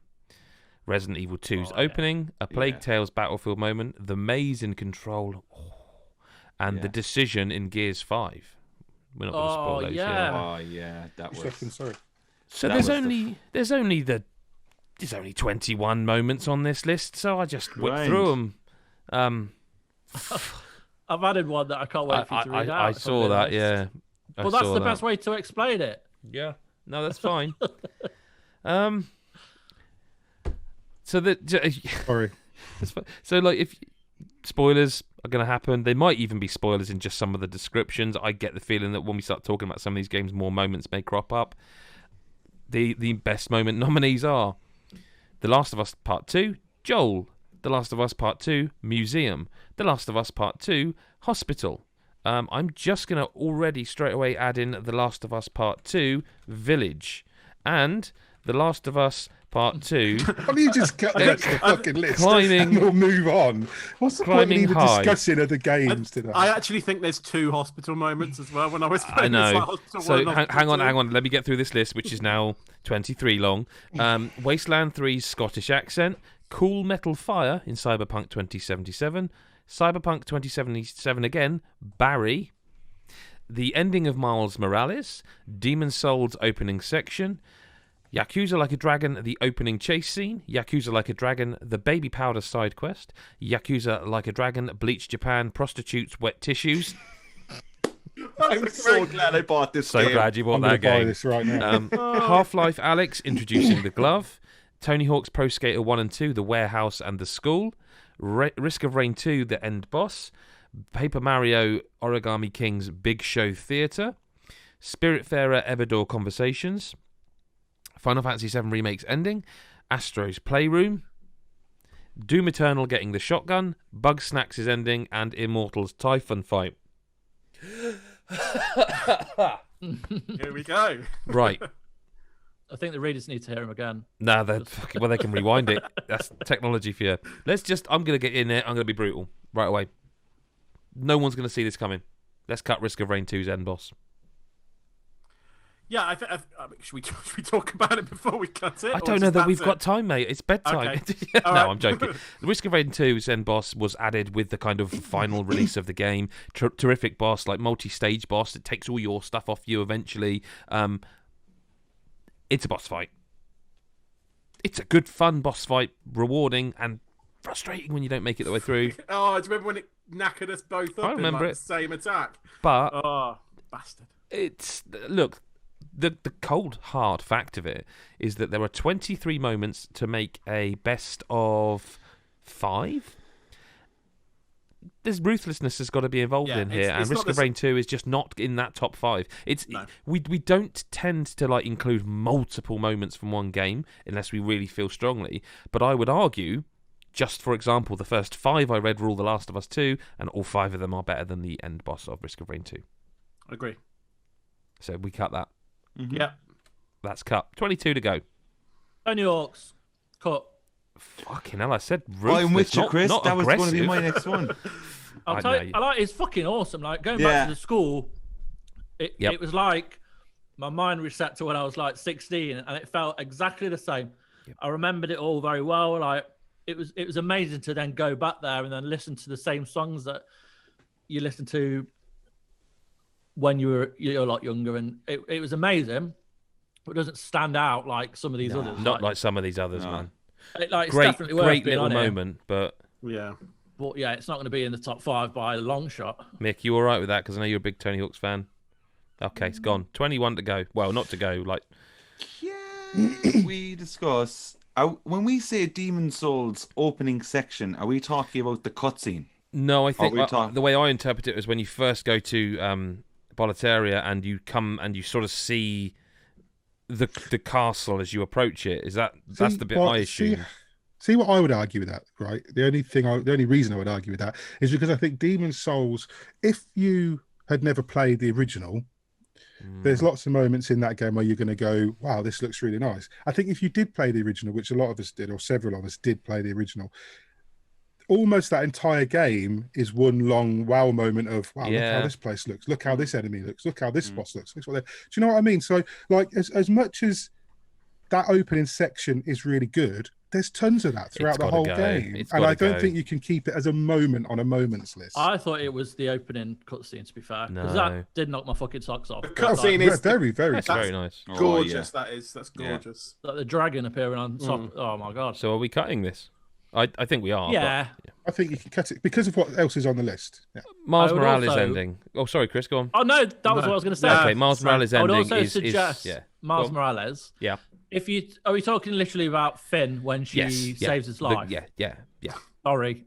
No, we told people enough spoilers are here. There'll be spoiler warnings written all over this. Yeah. Bullshit. Like, for me, that's not like a moment. It's more the post credits or pre credits or whatever. That's the coolest bit from the ending, which leads on to the new game, which I won't ruin it because it's not what we're talking about. No, we don't need to. Yeah. But like it's very cliche. It's Marvel. The cool bit about it is when they all rally around Miles and they're like, "Oh, did you get to look at his face?" You know, and like, who is he? And they just went, "He's Spider-Man," which is kind of cool because there's more of a sense of community here. I think they say he's our Spider-Man. Yeah, because they spent the whole game saying, kind of "Where's going, the real Spider-Man?" You're the young one, yeah. So I remember it's Spider-Man 2 where they do that in the film. They do that in one of the films, don't they, where the guy gives him his mask back and it's just like... Yeah, after the train. Yeah. Spider-Man 2. And that's always been the heart of Spider-Man, I think. I would argue the ending of Miles, actually, what happens to Finn is bullshit because it means she gets away with it. I use that term. Yeah, it's bullshit. She gets away with it. Like that's a massive cop out. She shouldn't be allowed to get out of it. She should do her punishment. Think of all the people she killed. I know. Nah, it's bullshit. Delete it. Yeah. I'm talking to myself now, but I don't know why. No, are we agreeing that that's got to go? Yeah, it's bullshit. What's Barry in Cyberpunk? I remember Barry, but I can't. Now I haven't got a clue. So is this the vending machine? What? No, this will probably get cut, but I do feel like it's nothing to do with the main story. It's like a little side quest. He's your neighbour. Oh, him. I do know who that is. I'll tell you why. Like it's one of my best moments. It's because you go to there's a couple of police outside, and they're like, you mind checking in on? Oh, on of course, Barry? I remember. Yes, And yeah, then yeah. you're like, okay, what's the problem? Oh, he left the force. He's not been himself. So they're like, you have to wait 2 hours for them to go and see him. So you skip 2 hours ahead or whatever. I skipped 4 hours because after 2 hours he was still not answering his door. So I left him for about 3 days. I haven't gone back. It's been a month. Went knocked on his door. Oh, fuck Barry! Yeah, pretty much. I keep thinking whenever I go back, I'll give a knock on him, make sure he's still alive. So I finally got him to answer the door, talked to him, talked through his problems. You know, he saw his best friend get killed whilst serving, and it's really affected him. And then you're like, right, well, you know, take care of yourself. He's like, thanks for the chat, it really helped. And then you go and tell the police, and they're like, oh, thanks for that. Will you check on him at some point? And I was like, yeah, okay. Keep doing our job for us. So it said check on him. It said check on him 2 hours later.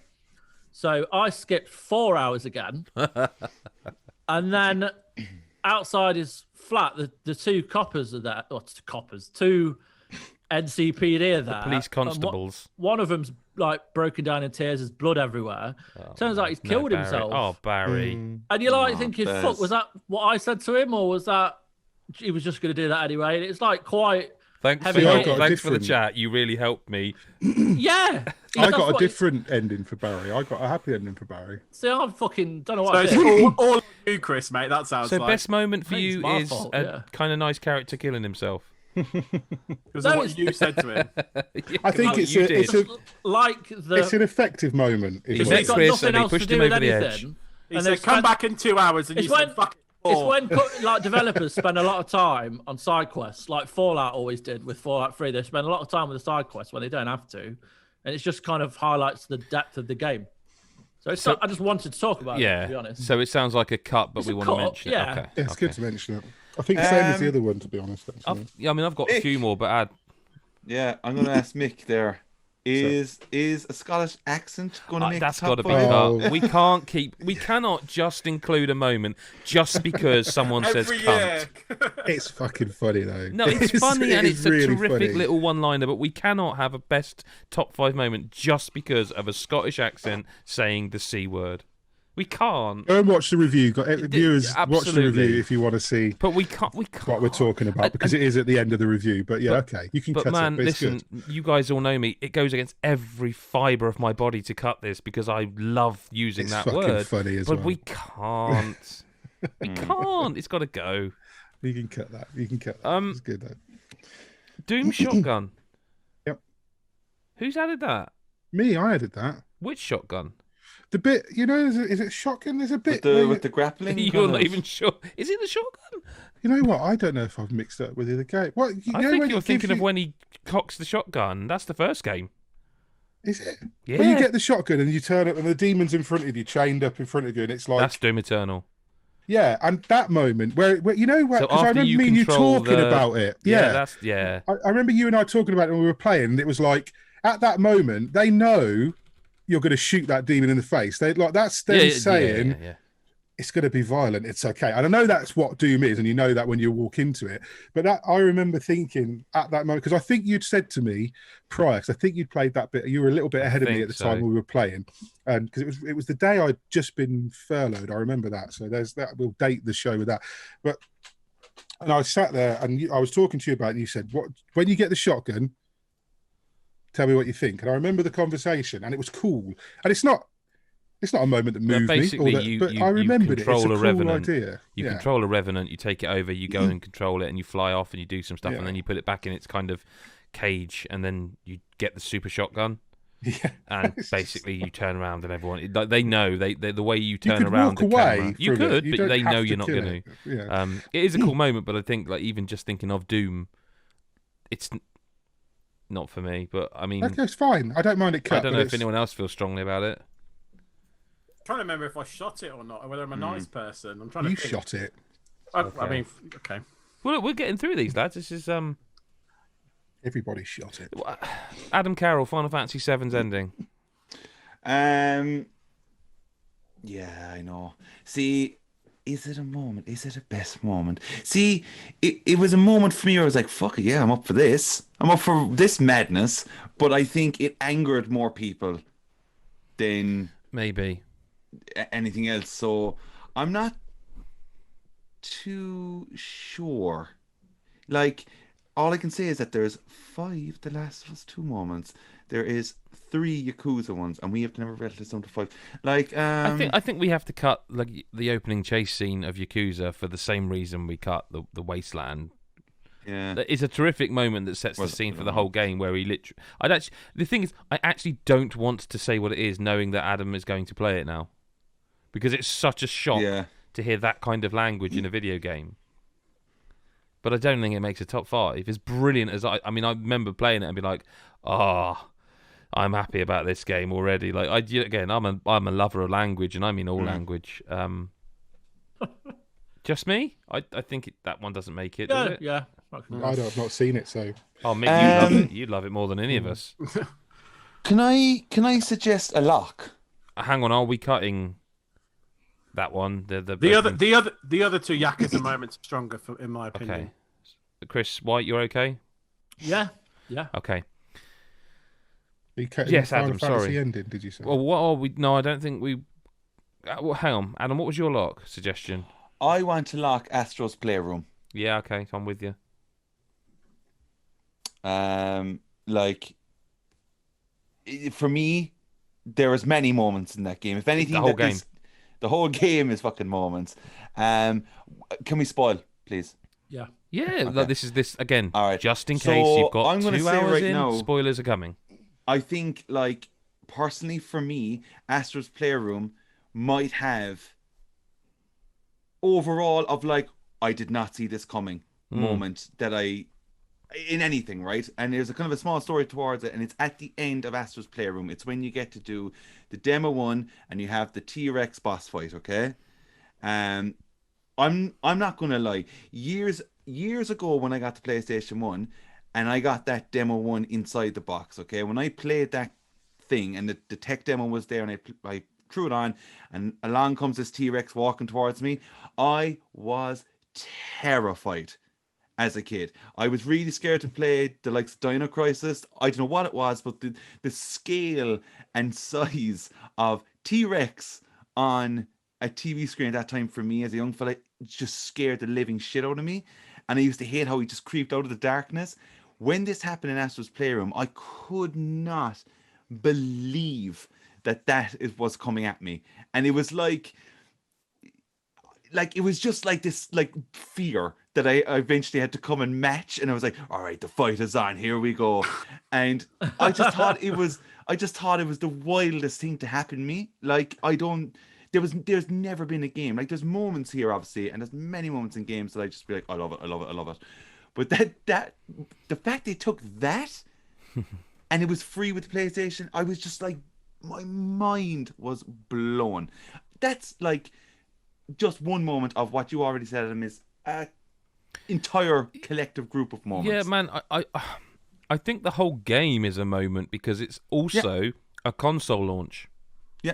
Mm-hmm. And I think it's the moment you maybe either, well, I don't suspect many people did the opposite, but I think it's the moment where you're like, oh, I'm really happy with my purchase. Everything about this game, it is time will tell. It's probably the best pack-in game ever made. Like in terms of what it does for the system and shows you how to use your system, and make you love the controller. Yeah, I mean overall, the whole thing is a moment such of an experience behind next gen is here. Yeah, and I'd argue that it actually is what the Xbox was missing. I think Astros is why I want next gen. You know what I mean? Mm-hmm. I'm quite happy to lock that. 100% happy. I love it. I think everyone loves it. I don't know anyone who's gone fucking Astro Playroom shite, or they've no fucking soul, Mick, if they say that. I mean, there's no one I know who hasn't mentioned at least something in that game that they went, that got them a little bit, because it's a celebration of that. So I think, and as a series of, I mean, you could put the T-Rex moment if you want. No, but I think the whole game is a moment. The whole game, definitely happy to lock that one down. Yet again, I want this game to get something, but I think Immortals a Typhon boss fight, I haven't seen it yet, and I haven't reached the end yet. It's going to be a boss fight, and all the boss fights in that game are kind of cool. So if I'm wrong, but on this list, I'm not there yet, so I can't. I'm not going to ruin it for you. Right. All I will say, and again, yeah, it's not top 5, but we're talking about best moments of the year in games. So you spend however long you spend, 20, 30 hours going through this game, talking to all the gods, getting them on your side, and sometimes it can be grueling doing all these missions. And you're going to say what I think you're going to say. Go on, sorry. Did you finish Breath of the Wild? No. Go on. Oh, fucking hell, it's going to be the same, isn't it? I think I've heard it's the same. I haven't finished it. Fucking... This will be the true test. I promise you we have not discussed this. No, you tell anywhere. me. Tell me what happens. No, I'll tell you what, right. One even better. Chris Hyde, I was the one who stopped him again. Are you going to? This is how much... you tell him what I'm talking about, because you can... I think you know. So, ask him the question I was going to ask. So, obviously there are 4 gods that you go in to different parts of the map to help and support. If you do that before you go and fight Typhon, do they help you in the final boss fight?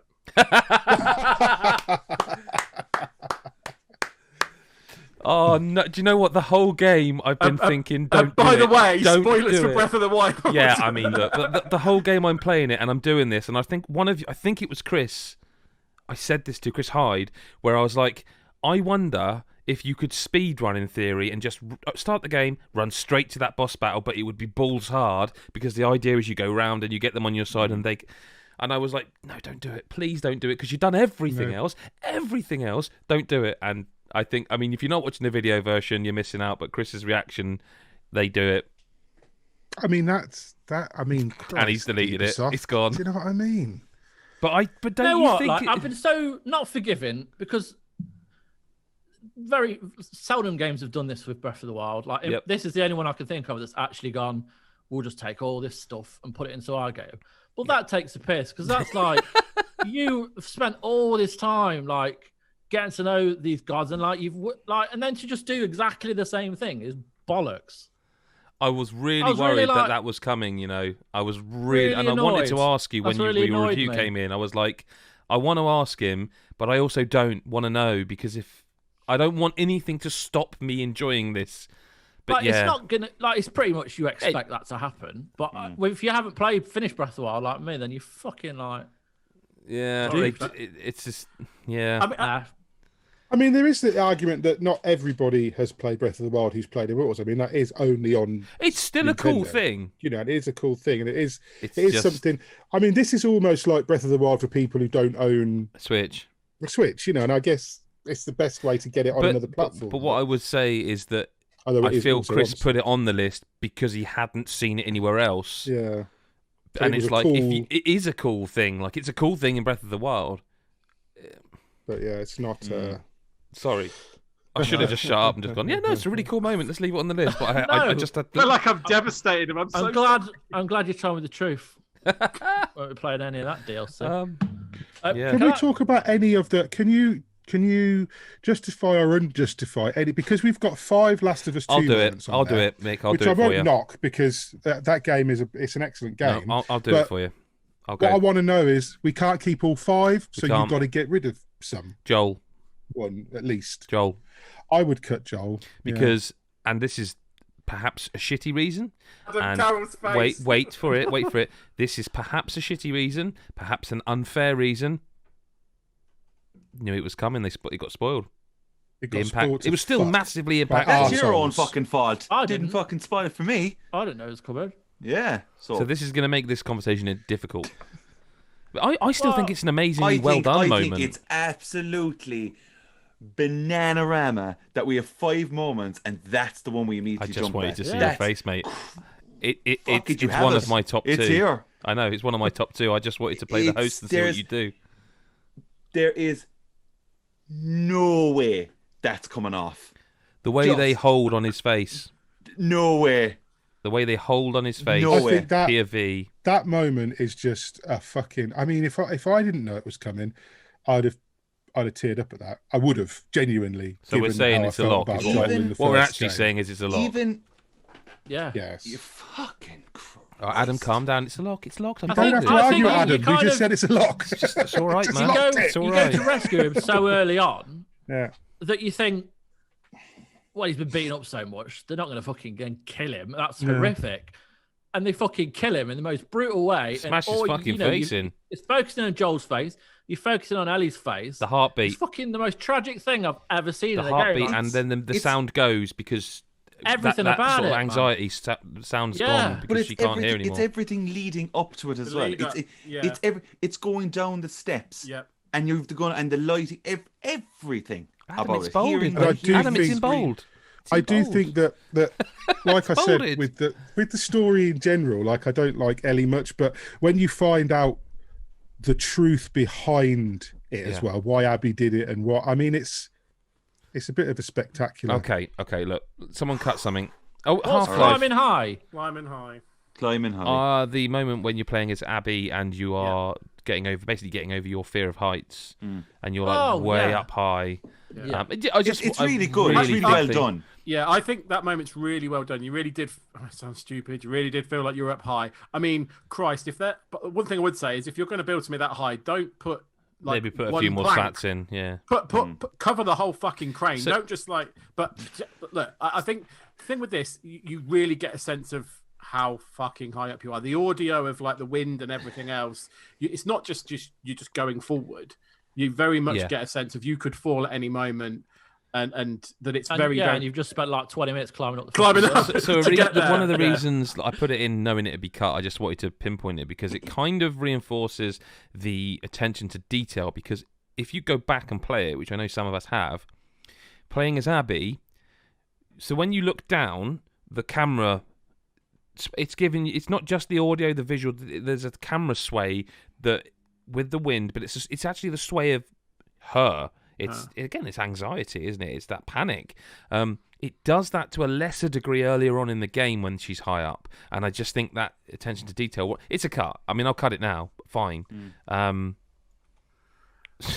Still got 13 on the list. Final Fantasy VII Remake. I want to come back to it because are we cutting it or are we keeping it? I think it needs to go, but okay. Purely because I flip-flopped the only thing on I'd say about this, the only reason I'd say it has to go is because I think that if you didn't know, if you were just playing this for the first time ever and you didn't know who Zach was and stuff, you wouldn't have a fucking clue what they'd just done with that ending. You wouldn't know they were changing things, and you wouldn't. I don't think that you'd get to the end of that game and go, well, I want to know who that guy. I think you'd just be like, what the fuck did they do that? Why did they introduce that character? Yeah, I think that's a fair point, Mick. It does definitely benefit when you know the original. I mean, I didn't mind the ending. I like the ending, but I haven't got there. So can I find out what happens? Bear in mind, I know about. I don't think any of us could properly describe it. Right. It's pretty bananas. It basically rewrites a great big portion of the Final Fantasy VII lore, and it kind of makes a very important backstory character who is dead. Is not dead. So and it kind of does that. It also introduces, I think it really changes the whole Sephiroth and Cloud dynamic. Yeah. Quite a lot. I still am not convinced you will play as Cloud in the next one. Say again, sorry, mate. I'm not convinced that Remake Part 2, whatever they call it. Oh, I'm not convinced Cloud, you will play as Cloud. I think there'll be periods of that where you are the other guy, and for better or worse, that might be brilliant, but we don't know that yet. And I think as a moment, that ending. Even I was like, do I need to wiki the background story? Because I don't know. But I do have to say, I think the Sephiroth fight, everything, I think it's all just banging. I think it's all it's good. I'm not going to knock it. It's so I enjoyed cool. it. It's presented so fucking well. And like, the ending is not everyone's thing, but I think it's so ballsy. And you can say it's arrogant, you can say it's shit. There's so many things you can call it, but I think it's crazy that they take what is known to be the most critically acclaimed game of all time and fuck with it like that. Just go that we're doing this so early. I still think it's a bit too confusing. Yeah, I do think it's too. It's also quite long. Like a lot of these moments are moments. What we're really saying when we say Final Fantasy Remake ending is kind of the last 4 to 5 hours. You know, from the moment you walk through from the moment with Barrett, that's the first one where you're like, what are they doing? And then from there on, kind of, I think that's what we're discussing. And I just feel that's a bit of a broad. I think. We've included the whole of Astros, so maybe I'm wrong there. In fact, I don't know. I'm happy with the ending of Final Fantasy. I'd be happy for it to stay, but I totally get it. That said, what I would ask you, Adam, is that you were one of the people who wanted Astros locked and the Last of Us Joel moment locked. That leaves 3 spaces that you even you got everything. You got 2, 3, and 4 there. No, just lock them as well, and you're sorted. Off you go. You know what I'm saying, though. I know. Go ahead. Sure. I mean, if you want to delete it and add meeting Tifa for the first time, number 1. No, what do you mean no? Go. Okay. Tifa in general. Yeah. Yeah, just that. Yeah. Okay. Half-Life Alyx introducing the glove. I added. I'll delete it. I think it's a terrific moment. It's a really cool moment because it basically gives you your hand is so you look at something and you sort of do that. It's bad for the audio, but you sort of do almost a get over here kind of thing, and it pulls the glove you're wearing in game lore allows you to drag stuff to you, and that's the kind of conceit of the whole way. Like you were shooting, pull over a clip from that you see in the darkness. It's luminous. Great mechanic as a VR great game mechanic, well. but Superb. not brand new. Yeah, has been done elsewhere. Is an easy cut at this juncture, so I will cut that. Okay. You can also cut the one I added, which was the Cool Metal Fire. Okay. I wanted to put it on there because it's fucking great. And it's I can tell you what it is without spoiling too much, but there are moments in the game where you can play as Johnny, right? I think people know that you can play. I mean, I've played one. You play as Johnny when you get Johnny. So there's moments where you can play as Johnny. I won't go into detail about how it happens that you can play as Johnny in the modern world, because as we know, I don't want to spoil I don't know that we do know that. I mean, I watched a trailer of that game earlier where they showed. Do you know the first main character to die in that game? They literally show it in a trailer. Really? And I didn't even realise until I rewatched the trailer, and I'm like, wow. Okay. Yeah, that's heavy. Yeah. But Cool Metal Fire is basically like a bit. Have you guys? And you will have. You guys will remember the Prodigy video, "Smack My Bitch Up," right? You remember the concept of that video? One of the most infamous music videos at the time. I think it's basically that, but you play it as Johnny. Right. And it's just really entertaining, and it's really funny, and basically, the whole bit leading up to it is Johnny saying, "I need to go and do this. You can fucking trust me, V. I promise you, I'm not going to do anything." And then you let him go and do it, and he's fucking just goes full Johnny on it, and it's just really, really amusing and really funny. And the aftermath of it is when like V and Johnny kind of fucking deal with their shit. And it's a great little mission, and it's a great moment, and it's one of and Cyberpunk's full of moments. It's full of Easter eggs, which I won't spoil. I found about 10 or 12 in my playthrough, and there's more. But that moment, it's not an Easter egg.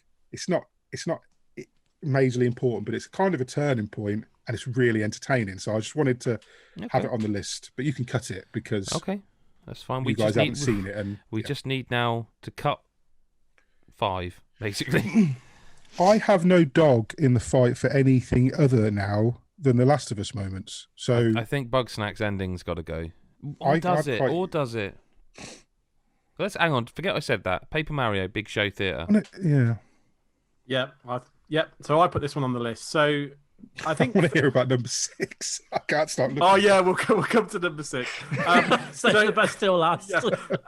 So Paper Mario, Origami King. I was thinking about like kind of moments within that. It has lots of very tiny moments where kind of we talked about the writing, moments in the writing and little things that happen, but not like big moments. This is probably one of the kind of bigger moments because it feels like it's more of a collective of little things, and kind of for me best kind of demonstrated just the variety of sheer craziness that Nintendo can have if they just kind of let themselves go a little bit. So this is kind of it's kind of the build up to a boss fight, basically this moment, and you kind of worked your way through this this mini dungeon, if you like, and you get to this theater setting, and there's loads of paper toads with all tied up in the seats of rubber bands, and you go and watch this theater production, and you end up partaking in 3 different scenes, and they're all very different. One of them's a Wild West shootout as Mario, and you're shooting against bad guys. Then you go to the next level, and it's this sort of like New York musical with Koopa Troopers with shades, just sort of clicking their fingers, trying to woo a a very, very sex-crazed Birdo who's got her eye on Mario. And then the next floor is like some random ballerina Shy Guy dance performance. And all three of them you've kind of got to perform in to varying different degrees to kind of get to the boss. And it's all bollocks. It's all crazy. And for me, it just kind of epitomized like how much fun like Nintendo could have with all the characters in the Mario universe they've got, and when they're not afraid to laugh at themselves and just kind of create a bit of style and some new ideas. So I'm not gonna fight for it to be top 5 above some of the other things on this list, but I really did want to give it a shout out because for me it was it's one of those big moments, but it shows the lots of different ideas that they have. I think it's totally fair to shout it out. I think the trouble it's got is that the actual playing of the moment I think is kind of average, and there's 6 moments above it on the list that are all 6 better. And that's not even including the 3 below it, one of which is locked. Yeah, like you said, it was worthy of a shout out. I would have maybe backed you if it was one of the boss fights, because I think they're so ingenious. But yeah, I mean, obviously the end, the culmination of that is a boss fight, which I do think are very clever. They are. They are very clever. But I'm happy it's got where it's got to before someone went, well, that needs to go. So it's not going to compete with some of the others. It really isn't. But it's a very good moment in a good game. Absolutely. But it is cut. I mean, all of these are good moments in good games. That's why they're on the shortlist, I guess. But we have 9, 2 of which we've locked. What about? Yeah, go on. I was just going to say, what about the Spiritfarer Everdor? See, the issue I've got with that is that's multiple moments. That's literally got conversations. See, I was just thinking that some of those as standalone moments, I've already done 2. Right, but we can't have all of them. Really? No, and the 2 I did were very, very good. So, like, I think it's so. I guess Adam maybe put it on the list, possibly. I put it on the list. I think Adam would have more input in that, whether he wants to fight for it over other moments or not. What Mick said wasn't really funny then, but unless you're watching the video, you'll never know, because this is not getting cut. Is there a specific moment? That's what I'm asking. Is there one moment where, because not for me, the ones I've seen are great, but there's not for me anything that I'd say. The one that I remember, Adam, and you might go, oh, I thought that one was dog shit. I want to say a big hedgehog. I think that's for me. That's him. It's a woman, so be careful what you say to her. But how would you said that as if I should have somehow known that you said hedgehog? Yeah. Well, you confidently put for a gender, mate. That wasn't me. You did that. Anyway. Okay, hedgehogs just seem like male creatures. Hey. Hedgehogs have always got big cocks. What's wrong with you? Big old wangers. Let's just now talk about the death of this character, please. Okay. That's what you're gonna do. Over. Yeah. The road. So this character kind of digressed into almost kind of losing their mind as they approach the Everdor. I feel really bad now. Thanks. Yeah. Well, it's Spiritfarer. It's not going to be. Yeah, I should have known, really. But like this one kind of really just begins to lose their marbles a little bit, and they mistake you for someone else, and then you have to kind of like pretend you're that other person to make them feel happy, and they just it gets to the point where they just want to be left alone outside on their own, and it gets really quite sad. If I'm honest, and then her final kind of Everdor kind of conversation is very just resigned to knowing that she's lost it and that she's not altogether. She's aware that she's not altogether like she used to be, but she also can't place it. And it's for me, it was one of the most moving ones because we've probably all had that to some degree with relatives that get older, not saying to that degree, but where people kind of they lose themselves just before the end, and that was the one I think that I was thinking of in my mind when I typed. She doesn't achieve clarity at the end. No. Can I ask a question? It's more peace with herself than. Can I ask a question to both? Obviously, I think it's Chris Hyde and Adam Carroll that are perhaps looking at this game more often than the others here. The question I have to ask, and it is very much I'm hosting, so I need to ask this question. There's 9 moments on this list, 2 of which are locked. You two, is whatever moment whatever moment in this game you're thinking of, whether Adam is agreeing and it is the hedgehog moment, or whatever, is it better than the other 8? We know The Last of Us 2 is very strong for moments. It's a very story-heavy game. Yakuza Like a Dragon, I think those. I'm not sure which one of those is. One of those I think is in. One of those I think is in. We know Astros. We've all agreed is in. We're going to lose Bug Snacks because I think we're going to. Yeah, you could just do that. Is there enough to discuss on Bug Snacks? What I'm just saying is now we've got to start trimming faster. Then it's like. Well, before we do, what are we saying on Spirit Fair here? I've explained how I feel about it. I'd love it to make it, but look, I get it. No, I'm asking you if is the moment you're thinking of the same as Chris's, or if not, what is much, it? It's every one of those conversations smacked me right in the beard, and like I get it. If it's not there, it's not there for you. But I'm asking if you think it's better than any of these other. I can definitely pick 3 more that blew me away. Yeah, that's what I thought. So it's a difficult one because it's one of those ones. There's some of these that hit you in completely different emotional ways. Like Astros obviously is a lot, and it hits me in a completely different way.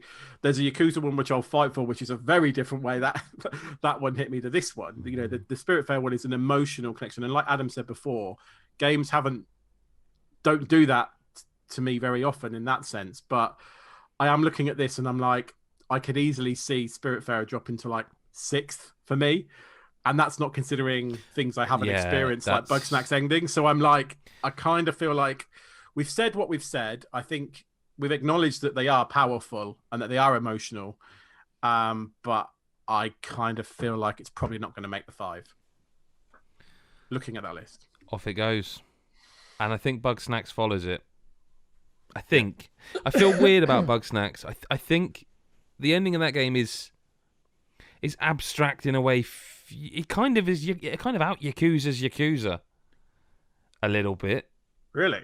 It's mental. I've not played it, so you could play 5 hours of this game and you think you have a handle on what it is, and then the ending just goes, doesn't it, Chris? It's just. Like as I say, it's not it's like being on acid. Long game. It's like 7 or 8 hours, so you could easily get this done over a couple of days. So I won't ruin it by being specific, but what I will say is that you play a lot of this game and it's all quite fun and jovial, and there's all these creatures that look like they're an animal that looks like a food. It's a game you could play with your kids, and then you get to the ending, you'd be maybe like, I'll finish this. My Evie, my oldest, she watched it with me, and she was like gobsmacked. Like it really hit her. And what it kind of does is, as I say, you spent all this time going around the island. Your main purpose is to bring everyone back to the village, whatever it's called, Snacksville, I think, Snacksburg. And all these people once lived. They all lived together, and they were all happy. And then things happened. People fell out, and they all moved away. And you're called back in to find this explorer. And along the way, you try and find her, but you bring everyone back to your island. And then what happens in the end is the Bug Snacks are essentially quite sinister in the fact that they're a virus on the island. Parasite. And what happens is all these people that you've gotten to know in the last scene, one of the last scenes where you're all sat around chatting, you've got to try and get everyone to come and dance. And to do so, you kind of mend bridges between certain characters, and you all end up one happy family, one happy settlement. And then the parasites come along and destroy the village, and certain characters sacrifice themselves and die, and it's like, fucking hell, I was not expecting this. But worth adding in, though, Chris, to that those parasites that are the Bug Snacks are these cutesy things called bunger, straddle, that you have been feeding to the residents. You literally feed them, and their hands will turn into chips, fries, and they will just be completely happy about it because there's nums, lovely chips. That you are essentially feeding them, and the more parasitic stuff you feed them, the more they become. It could literally have ended when you bring everyone back to your camp and everything is great. It's just mental. But then they throw this curveball at you, and then the actual explorer you've got to find. There's a moment with her and her girlfriend, which is like, fucking hell. What are you like, playing it's proper at? moving. It's kind of... It's just, you that completely do not expect it. Like, and for a game that was free for PS Plus players, and it's kind of not exactly been gobbled up by everyone. Almost becomes cartoon body horror. Like, it's kind of... It's kind of like... What's that director that everything's kind of... David Cronenberg? Yes, it's kind of Cronenberg-esque at the end. It is. It's just mental. Yeah. That said, it's between you and me, Chris, here, but I wouldn't have it on the list still. It's just too many moments that I... No, it's... The others are too strong, I think. So essentially what we've got to decide then, we've locked in the Joel moment of The Last of Us, we've locked in Astru's Playroom. We just essentially need to thin this list out of those two games moments, and... I don't know. I think The Village is a lock. I don't want to be the one to tell Mick that he's muted still, but but I will. I'm back. I could see your lips moving, and I thought he doesn't know he's muted. It's fine. I didn't know. I think The Village is a lock because kind of. Can you guys just tell us what these Yakuza moments are, guys? Because we've already been... I've told you all. Last of Us moments already. So I've told you the baby powder side quest because I told you about it when I previewed it. Like, that is just one of the most phenomenal, ridiculous side quests that can only be in a video game. I mean, all of us here would probably be fine to just go pick the weakest of the Last of Us ones. That's where I think we're at. Just to get rid of it. But, like, I don't know what the Yakuza moments are or why they're on the list in the first place. I haven't seen it. I mean, I'll do the baby powder, and Chris can do the bleach one. Is that right, Chris? Yeah. Okay, so the baby powder side quest is essentially around about... I don't even know if it actually has to happen at a certain point, because I believe it happened to me when I played it preview in Chapter 5, but in the review copy it was like 3 or 4. But it's essentially just a guy who's crying... he's getting beaten up for a pack of baby powder, and that's the mark of how mad these games are. That there's no point I questioned why 2 Yakuza thugs were beating a guy up over baby powder. Didn't even question that. That's fine. Baby formula, isn't it? Baby formula. Sorry. Well, I mean, it is powder essentially, but yeah, formula. Yeah, okay, semantics, man. That's fine. But baby powder is something else. To be fair, in my defence, in America, formula is a powder, isn't it? It's a thing you put in and you mix milk. Thanks. But sure. Okay.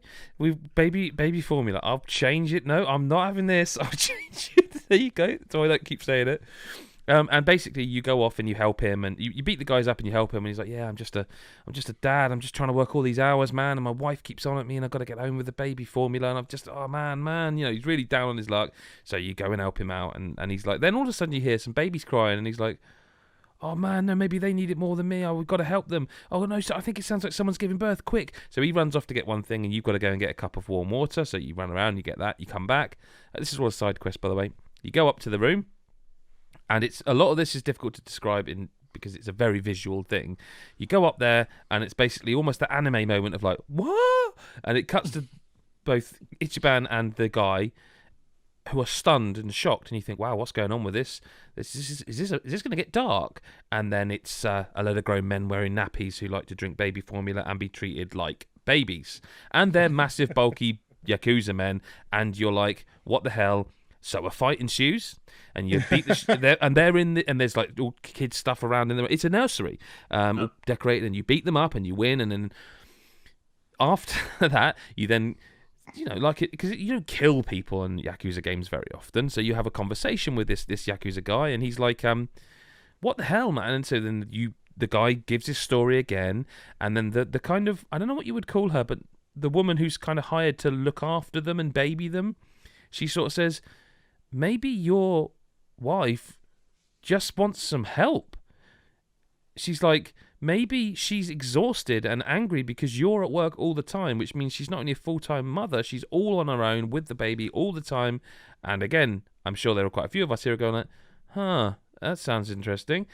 And then it kind of, everyone realizes that it's one of those beautiful moments where you realize you're so self-absorbed and thinking about what you got to do that you don't realise what's going on in other people's life. And he's like, my marriage is falling apart. We don't talk. We don't do anything. It's because she's knackered. She's looking after the kid all the time because you're doing what you think you're supposed to do, which is be the man and go to work for 50 hours a week or 60 or 70 or all day, 24 hours a day. So all this resolves, and then the man, who is still this bloke my size but more muscular, is still wearing a nappy, and they essentially go, well, I'll drink to that quickly, get him. And then they drink by getting a baby formula bottle, knocking it back, and then he's like, you love it, don't you? And then they basically... The cuts to black, and the suggestion is now you're being treated like one of the babies too. And then they unlock as a summon. You can summon them in a battle. Mm-hmm. It's only Yakuza gets away with it. Only Yakuza does that, and you're not like, now come on a minute. None of that I question. It just seems like the kind of shit they can get away with. And it's almost... And again, it's this masterful thing of where they blend in the silly with the emotionally resonant, and I don't know many games get away with it as well as that. There's usually you go for that or that, but they manage to blend it beautifully, and there's not many games do it. Yakuza does it, and it is absolutely in my top 3 of the year. Top 4 of the year, which is basically me saying I think it goes at 4. I mean, I completely agree. For me, I mean, we'll talk about the other moment in a minute. This for me is the stronger of the 2 Yakuza moments. I think just twigged which bit he means now. Sorry, go on. I didn't twig the wet tissues bit. Twigged. Yeah, okay. Yeah. I agree with you. I think the thing why this, when I think of moments like in Yakuza, this is the one that comes to my head first. This, like you say, they could have easily just gone for the whole slapstick. Oh, isn't it funny? There's some grown men in nappies here. That's a bit weird. And they, don't get me wrong, that has its moment in the reveal, but it's the undertone, which, like you say, for me, it's a bit real. It's only a couple of years ago that I was very much in that place, and it's a very real kind of conversation in terms of where your priorities lie, and it's handled quite well. Admittedly, some of the life lessons are given to you by a big man in a nappy, which you kind of have to take with a pinch of salt. But I think, yeah, the humor is delivered well. And the life lesson, for want of being too grand a phrase, is delivered really well as well. And like I said, there's not many games that would even dare, let alone stick the landing as well. One of the most iconic, memorable moments of the year for me, easily. I would lock that one myself. I really strongly feel that's a lock. Well, I mean, lock it.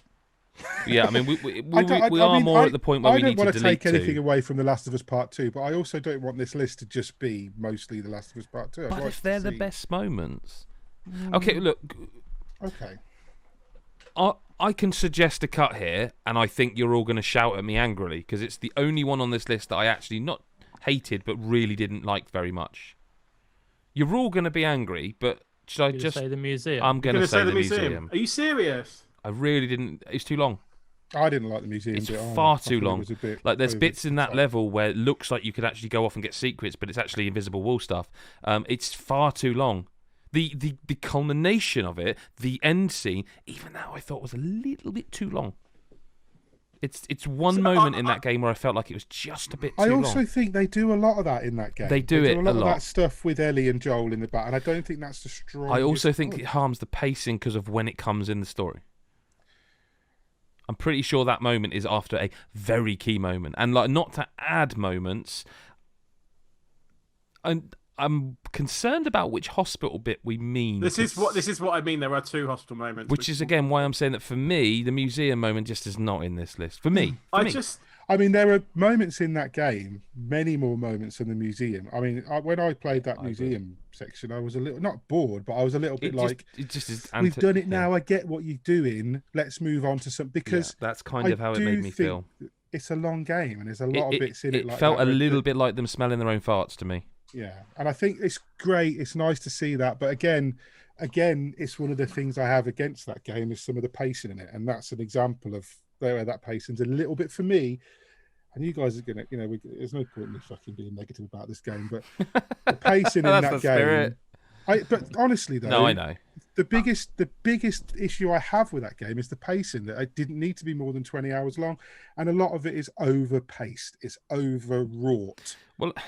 And I think that museum bit is an example of that. There's too much of We know they had a relationship. We know they were father and daughter. Fucking move on now from this bit. I think it would have been maybe more interesting to do more of that with Abby than Ellie. Yes, exactly that. Because, I think in the moment, maybe I expect people would have loved it, but I think on reflection, I feel like it was a little unnecessary. No, I didn't hate it. I just think there are, again, we have 7 moments on this list, and 2 of them have got to go. So fine, if like Chris, the way you're looking is that you definitely don't agree. I'm just really shocked. Out of the 4 that we've got, that we're going for that one. I think with this game, you could probably pick 30 moments out of this game. Moments we've not even included. I know, right? But I guess I feel like, and I don't think that museum moment adds anything. Well, the other moments don't. That's the space moment with the tape. If you want to drop it, I like that bit. That bit maybe could have been, but it's the build. That's the problem I've got with that scene, is that by the time I got to that, I'd did like to just break in and do that bit, and then be like, I would have because half fuck that me, section. They play the characters so well, and it's so well written. But like with other things, we've put like hospital. We're not going to be talking about the whole hospital bit. We're talking about a very specific point in hospital. Well, so if we're saying, should we just check that we are talking about the? Well, I think they're. Yeah, absolutely. Okay. Yeah, okay. I think that was the one that I had in my head, and then I put that down. Yeah. But then I suddenly thought there's another hospital which is pretty good, Resident Evil-y type thing, but I don't think that's as impactful as the pipe bit. Yeah. So I don't know. I just feel like that bit is very well done. It's very believable. And I don't know, man. It's the only moment in the game for me that, like I said, the actual spacewoman moment, I actually think is great. Still too long. Unfortunately, because of all that had come before it, I felt like, this would have been better if it was 40 minutes shorter, so I could get back into the playing of the game. Because I was really enjoying the playing of the game, and this moment's lost the impact you want it to have because you made it go so long. And even within it, there's optional things you can click on for more. And it's like you need to, at some point, let people fucking play it. And this is a game I gave 10 out of 10 to and speak of as one of the best games I've played in a very long time. Just that, again, and I'm not saying it's bad. What I'm saying is it's not a top 5 for me. And if it is for everyone else, that's cool, I'll go with it. But we need to cut 2 moments. So someone tell me the other moment that's not as strong as that, and we'll cut it. Like I feel that of these 4 moments, for me, the locks are Joel and the hospital pipe. Agree. Yeah. I mean, my 5 doesn't have Village in it. I would be absolutely fine with Village in it because I'm not sure. We need to get into the other Yakuza moment because I think I know the specific point Chris is talking about, but if it's not the bit I'm thinking of, I think maybe we're talking about too long of a side quest. But that, again, I don't know. Let's get into it. Chris, which bit? Describe the... So it's not a side quest, this bit I'm talking about. It's a cutscene. So at this point, you're no longer homeless in the Yakuza as such. You are homeless, and you're trying to make ends meet, trying to survive. And you do a mission that allows you to meet the person that runs this quaint little restaurant on the waterfront. So did you need to do that then? I did, yeah. She asked for some help. Come back in the morning. I've got a job for you. So you're thinking, what can this job be? Never in a million years. So you go to this little restaurant, and it's fronting for like a prostitution ring, but it's not. That's a brothel, isn't it? It's a brothel, real low-key brothel. She has people come upstairs and sleep with prostitutes for a bit to get them a bit of money. So it kind of, you get there, you realise this. Sorry, just in case you didn't know what a brothel was, everybody. You go upstairs. Well, there might be some innocent people listening to this pod. I doubt it. We've ruined them if there are. Yeah, long you day go one. Upstairs and you start cleaning the room.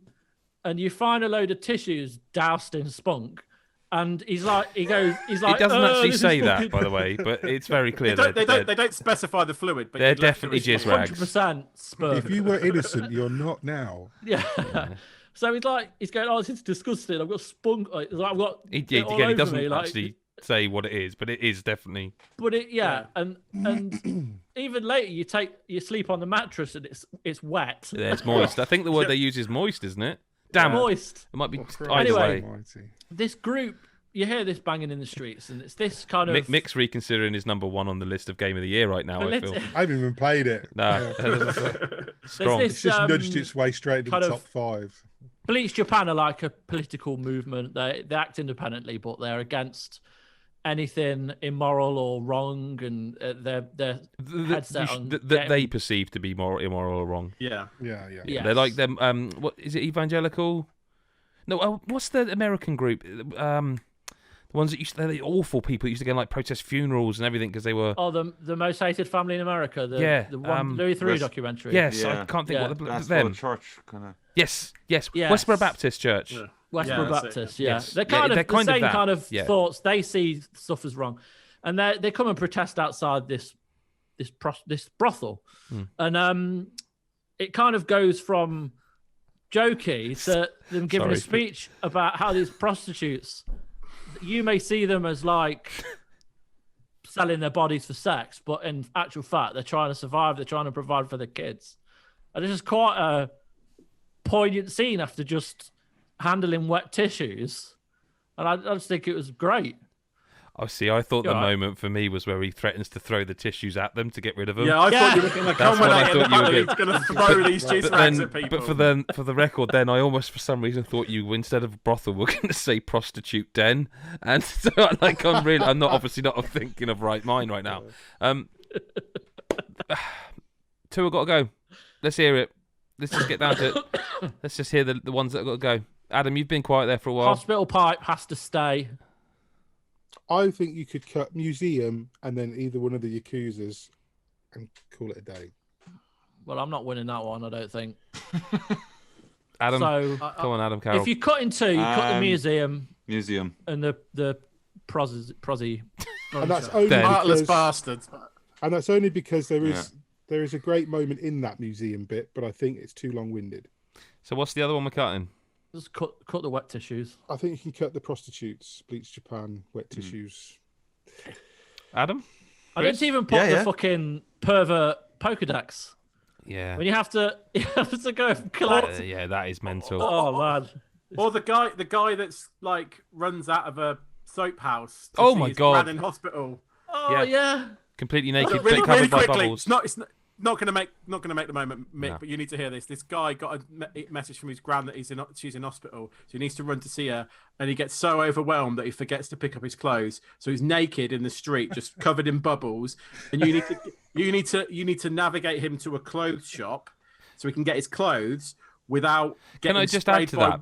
I was going to say, I thought you were going to omit that because. Go on. Without getting sprayed by water to wash the bubbles off. So can I just say, I feel like you've not done that justice.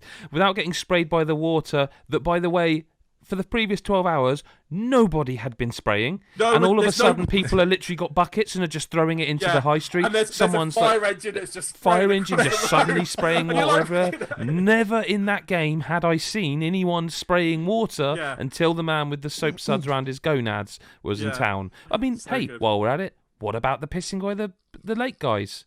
Because that is genuinely. Leave us something to see. We stop doing it. Come on, we got to crack on what we're doing. Okay, I just want to say that bit for those who have played it.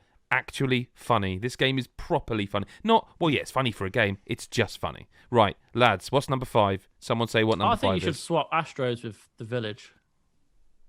Given I had a cut Village, I agree, over Museum. I think if you do that and the list's there, it's done. Yeah. Yeah. I actually think if you put Astros where the Village think number 1 is number 1. Yeah, I think so too. Do we need to talk about some of the Last of Us moments or not? We kind of have. We kind of have. I know we kind of have. But we also probably still are going to. I would actually be happy if anyone wanted to have the discussion that maybe Astros Playroom's number 2. I would probably go number 2. I'd put it number 2.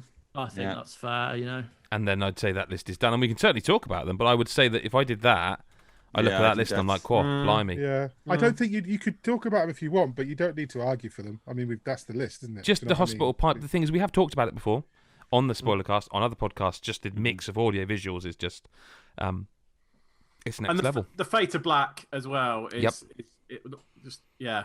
And so the village, just as you go through the burning village, it's one of the most striking visual scenes I think I've ever seen in a game. Abby's fight as well with that fucking big guy. Oh yeah, it just preceded it. Like that is a long section, but the whole of it is just so intense. Yeah, I'm happy with that. Yeah, this looks good to me. Banging. In 5th place, Yakuza Like a Dragon, the Baby Formula side quest. In 4th place, The Last of Us Part 2's village section. In 3rd place, The Last of Us Part 2's hospital pipe, which doesn't really sound right when I put it like that. Not a euphemism. No, it sounds like one. In 2nd place, Astro's Playroom. And in 1st place, probably not a surprise, but the best moment in a game in 2020 is the moment in The Last of Us 2 that involves Joel. I would like to clarify, not the best moment. It's a horrible moment. Okay, but the most greatest. Fucking... Yes. Okay. Most impactful. Yeah. All right. That's fair. I just think best. Oh god, it was fucking horrible. But yes, it deserves to be. I mean, fucking hell, it hit everybody in the gut. Everybody. I still maintain that even though I had it spoiled. Yeah. I'm jealous that I did because I'm jealous of the people who didn't, rather, because it was so insane and I knew it was coming. I can't imagine how that must have felt. I still was jaw agape. Yes, and that's what I mean. I can't imagine how that must have been if you had no inclination that it was even on the cards. So tomorrow is the big one. It's the finale. We are going to do a top 10 game of the year list. We have, and here's a small little look ahead, a current shortlist, and we've obviously got 24 hours to think, but of 31 video games to squeeze into a top 10 and then have the best game of the year crowned. That's what we do this all week for. By talking about it, things come up in our heads. I mean, I can see a game in the shortlist, but I don't think we've even mentioned since day one. But that sometimes surprise you. Chris, Adam and Mick, thank you for joining us and our audience for day 4. Thank you. And thank you. We won't see you whenever you choose to listen, because you'll be back tomorrow. I know what you want. Sounds so seedy. I know what you want. And we're going to give it to you. We're going to give it to you